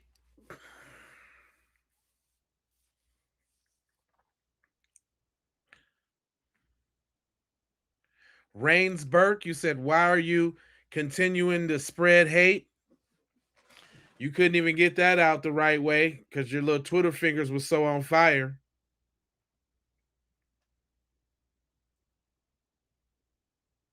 Before I let him cook out, I'm going to give y'all a reason why. Because I was waiting for y'all too. Y'all was cutting up during the funeral. And by the way, if y'all missed the funeral, y'all can go back and check the funeral. I did the funeral early. It's about an hour long. Y'all can go check that out. I sure do. I'm Jay Lava on Facebook and Instagram. And we got a private Keep It P podcast group. And I'm FBA J Lava on TikTok. That's right. I'm all over the place, baby.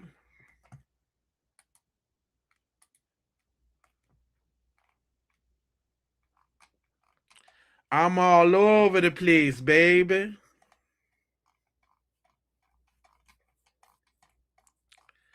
You know, speaking of my other program, like I be asking this stuff of the people. Y'all see this? Look, I be saying this. Look, you see what they say? Black America question: if the trauma of slavery is passed down through our DNA for us, is savagery and cruelty passed down through DNA for them?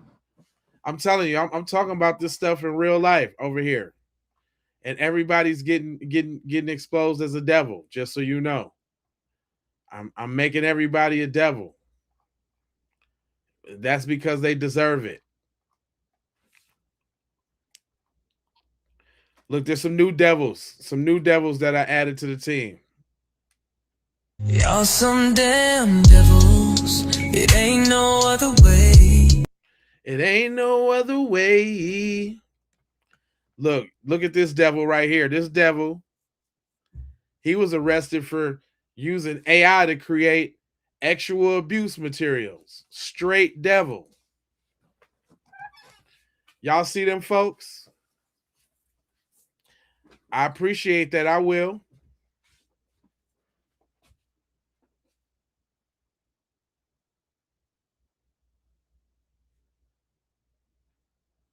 Y'all see that?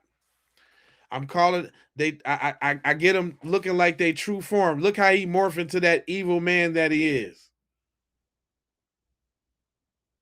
Look at that. Right? I got some more of them. Hold on. Let me. Y'all some damn devils. It ain't no other way. That's the song Devils too. Y'all need to go stream that. Look at this devil right here. Police devil. Maple Grove fire chief charged with criminal sexual conduct involving a teenager. Look at that, man. And yeah, look, y'all some damn devils. Y'all some damn devils. Yep, I'm getting them like that. No, just y'all. This is reserved for just y'all. Look, it's reserved for just y'all. Matter of fact, oh look, this crazy, y'all. Check this out. I had seen this this car crash the other day. This is like the craziest car crash you ever want to see. And the police right there said that he fled the scene. But he launched off that U-Haul right there up into the sign. Look at that, y'all.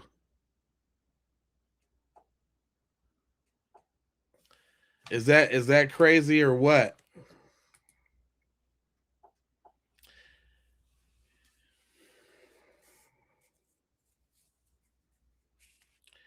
Oh yeah, they super mad over there, boy. If you see the chats over there on them devils, like on this one, like man, all of them got a lot. This is like the funniest though. I made Mitch McConnell do the Thriller. I wish I could play the music, but y'all know what it is. Look at that hair. Look how he whipped that hair though. Look how he whipped that hair. Fat.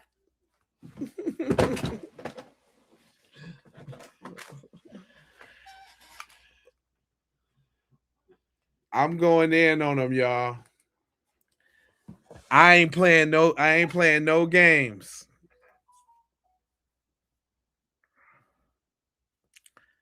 I ain't playing no games.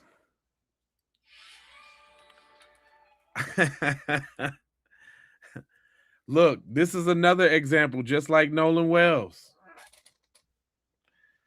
The little team right there, the little devil team. They getting him months after the arrest. Justice for Irving, Daniel Irving, justice for that man. So yes, I'm doing good work all around the clock, all around the board, for real. Yeah.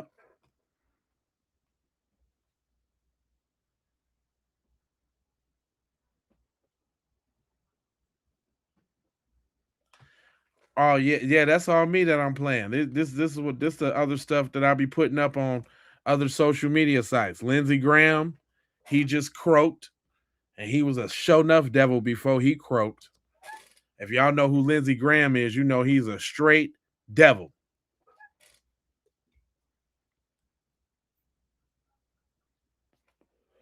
Yeah, y'all know who Lindsey Graham is? He's a devil.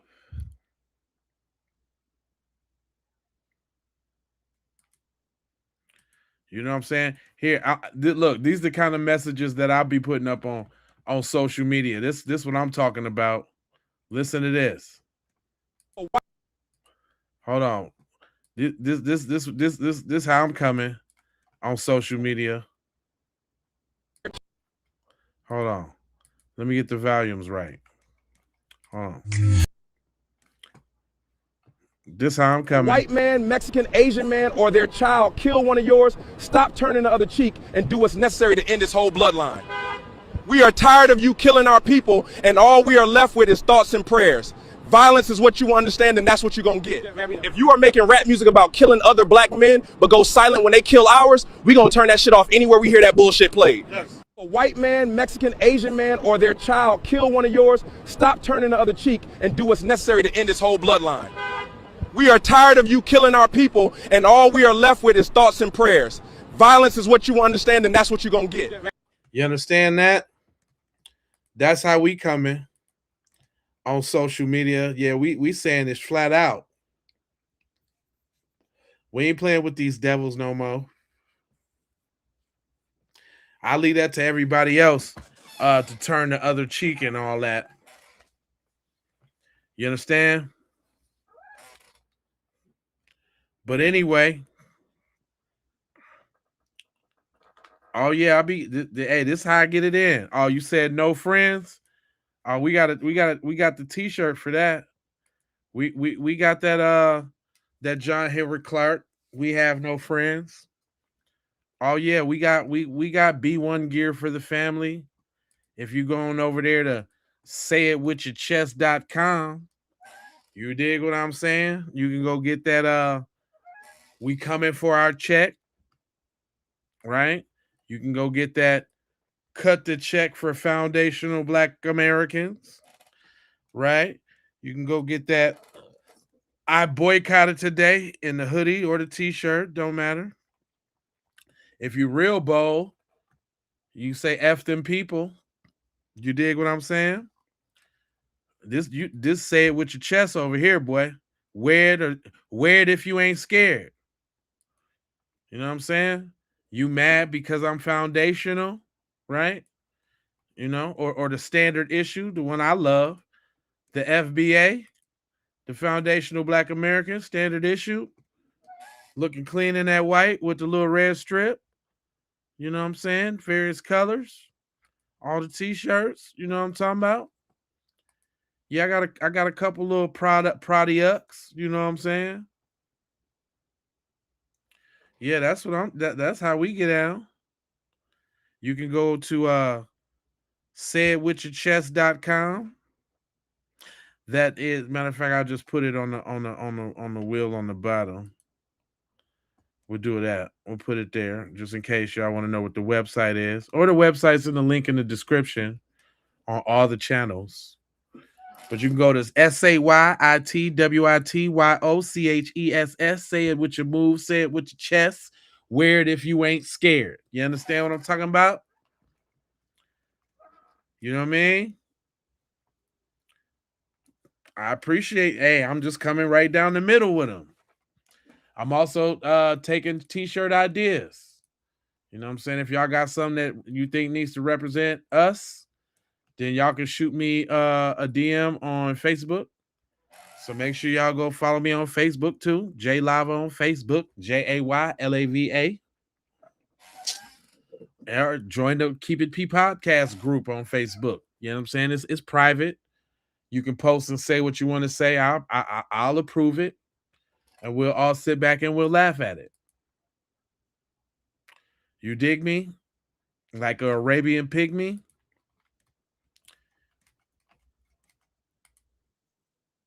Look, that's the sheriff in this case. In case y'all ain't had his face, that's Sheriff Ledbetter, the dude that was talking about ain't no foul play right off the top.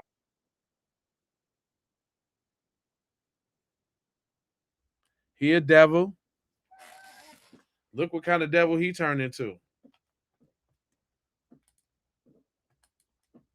Oh, my fault. Y'all can't even see him. My bad.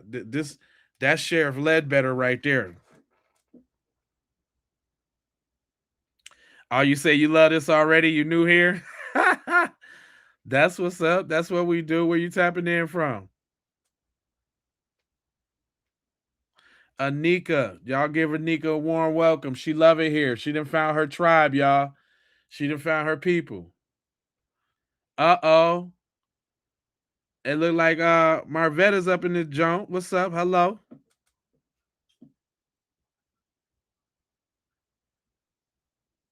Hell yeah. I appreciate y'all, man, rocking and rolling with you. Shout out to the members in the house, though. Real talk.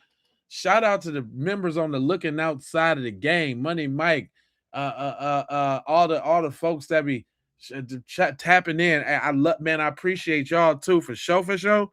We getting close to having enough members to do member only content. But then I'm gonna need y'all to really go follow me on Facebook so we can coordinate a time during the week when I can actually do the content, and then we can actually all congregate and meet, because the P is for the people.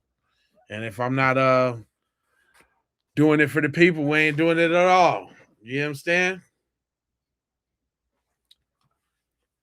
So I'm gonna need y'all to rock with me on that. You like the shirts and the hoodies, man? I thought I was doing something. Oh, you know what? I didn't even show the I know we still got the John. You I think you even mentioned that. We still got the John Henry Clark joint on the joint. Hold on. I think it's on page 3. Yep. Yes, indeed. We still got the John Henry Clark joints. We Have No Friends. I like it in that yellow. I like it in that red. I definitely like it in that blue, that black, that gray. Yeah, we got the John Henry Clark joints too. Right now, if y'all order, I got a promo code. If you put in the promo code TUFER, that's TFER, that'll get you $3 off your order. And if you put in the code LOVE, LOVE, that'll get you free shipping. So we got the free shipping, and we got the $3 off the order with the code. The code is right on the website, so y'all are seeing when you go on in there. But yeah, we got them. Hold on, I want to move. Well, let me move myself so you can see them Jones. But we got them Jones, man, that say it with your chest, brother. You understand? Also, we also got literature too. I don't never talk about these things, which I probably should a lot more. But hold on, let me. We got the album out, which is Foundational Foolery, Volume 1, with the songs like Devil and Wash Your Ass, and we got some songs on that joint. like you know what? One of the songs on there, one of the songs that's on this album right here on Gumroad, the link is in the description for that too. Or y'all can go stream them on the platforms. But yeah, we got them type of songs.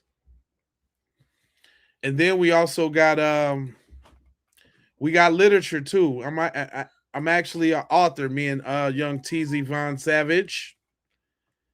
Hold on, let me go to the book because we got the definitive guide to staying on code. Hold on, let me see.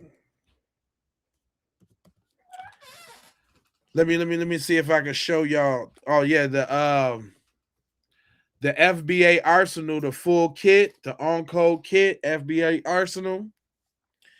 And so what that got in it, it got the DVD because we got a DVD called Abolish the Slave Patrol, the Oranges of Modern Policing. We got the playbook for Tethers and Culture Vultures. That's a digital download. We got the Defense Guide to Stay on Code. That's an ebook. We got the Stay on Code Handbook. That's another digital download. And then we got the album in there too. The whole joint is just $30 for all 5 of those stellar pieces of equipment to get you on tight on 10.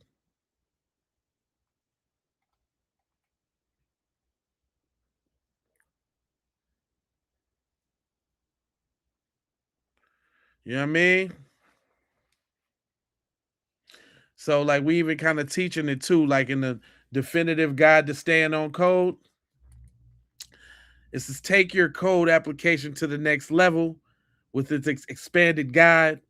Dive into real world strategy, advanced breakdowns, community defense tactics, and next steps for cultural protection and FBA empowerment. Come on now. Somebody come on. You gotta tell me something. Them boys coming with that whoop whoops. So we got a couple things for y'all if y'all want to support the channel. You know, that's just how we get down. You know what I'm saying? Y'all know y'all gonna see me tomorrow. I'm sure there's gonna be more updates, but there's also some other cases that I want to introduce. If y'all don't know about the one case where matter of fact, I'll give y'all a little preview real quick. There's a case out right now. Let me see. I put it in the archives because I did want to flash to it real quick today just to kind of let y'all know where we going. But this one right here, man, this is terrible, dude.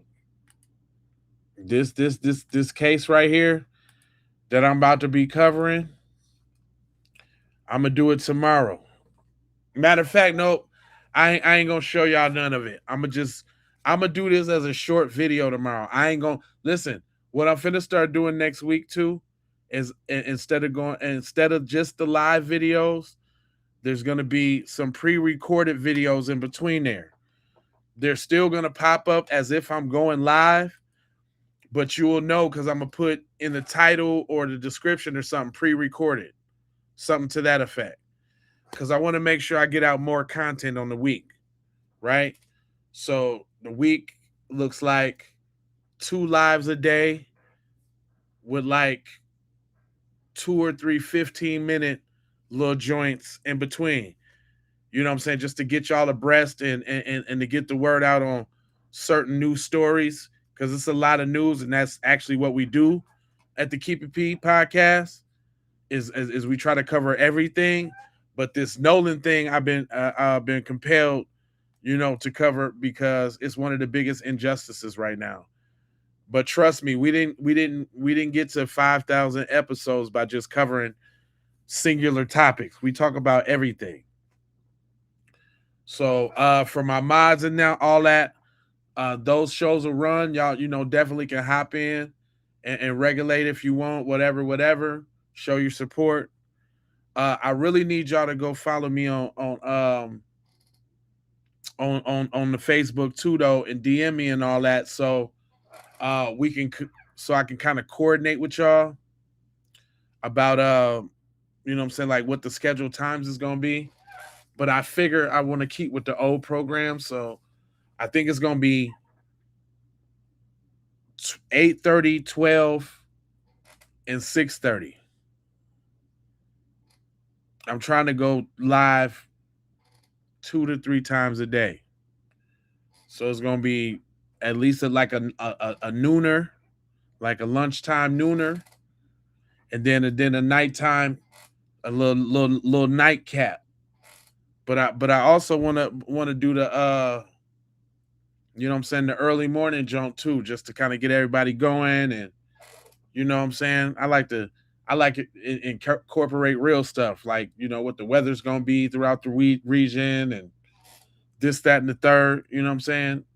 Because if y'all don't know, we building a real network here. This is the Black Fox News. We just tell the truth. You know what I'm saying? So just as bold as Fox News be with they BS and they antics and they propaganda, we are just as bold with our love, truth, peace, freedom, and justice, love, life, loyalty, knowledge, wisdom, and understanding, and shit like that. If you know, you know. Okay, yeah, let me do that. That's a good idea. Let me pin the Facebook up in there real quick. That's a very good idea. Hold on real quick on the quick side of the game.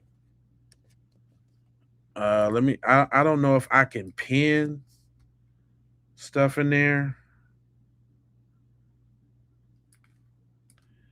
Yeah, I don't know if it let me do the pinning. Let me see. Yeah. Okay, yeah, I can pin it. I pinned that in there. And let me see if I can pin that one, and let's do the Keep It P podcast too, because that's a little bit more private. I definitely want to grow that group so we can just have our own space to chill. You know, I haven't really thought about the questions that I'm gonna ask, but before I let you in, but I usually look at everybody first. You know what I'm saying, before they come in there and try to do a good job of monitoring the spot. Of course you can be. Yeah, you can be a moderator. If you want to be a moderator, there's a couple rules. We let the trolls troll until they start spamming the comment with like the same thing or stupid stuff. But yeah, moderator job for me is pretty easy, man. Just show love and make the family feel at home when they come in like you came in. You know, see how we welcomed you in? It's like, you know, that's the kind of environment that we want to keep over here, despite the riffraff. The riffraff is important though, because again, it's the yin and yang of this. We wouldn't be nowhere if we didn't have the yin yangs. This is the Keep It P podcast, John. I'm gonna pin that too. So I'm gonna put the pin on them. And I guess while we at it, I might as well do the TikTok, John. And we over there streaming on TikTok right now. We is over there streaming on TikTok right now, and I wish the TikTok people, man, was able to go over to the other channels on YouTube so y'all can join the conversation too. I hate that this program hasn't worked out the kinks enough to be able to decipher the stream. But look, this is what it looked like over there on TikTok. We live right now on TikTok, y'all. Straight up. Look, they got us live on TikTok. Check me out. Look, I'm looking at me, looking at us on TikTok. You dig what I'm saying? So I'm trying to make the moves to get us everywhere. Let me give you the 2 reasons why most Latino streamers were. So if y'all is on other platforms, I am active on other platforms as well. I'm trying to do. I'm also even on X, but I'm on X too, but they ain't giving us no rhythm over there. They ain't giving us no rhythm. That's the TikToker right there. I'm gonna see if I can leave him pinned up for future strings. That's a very good idea. I'm glad you said that.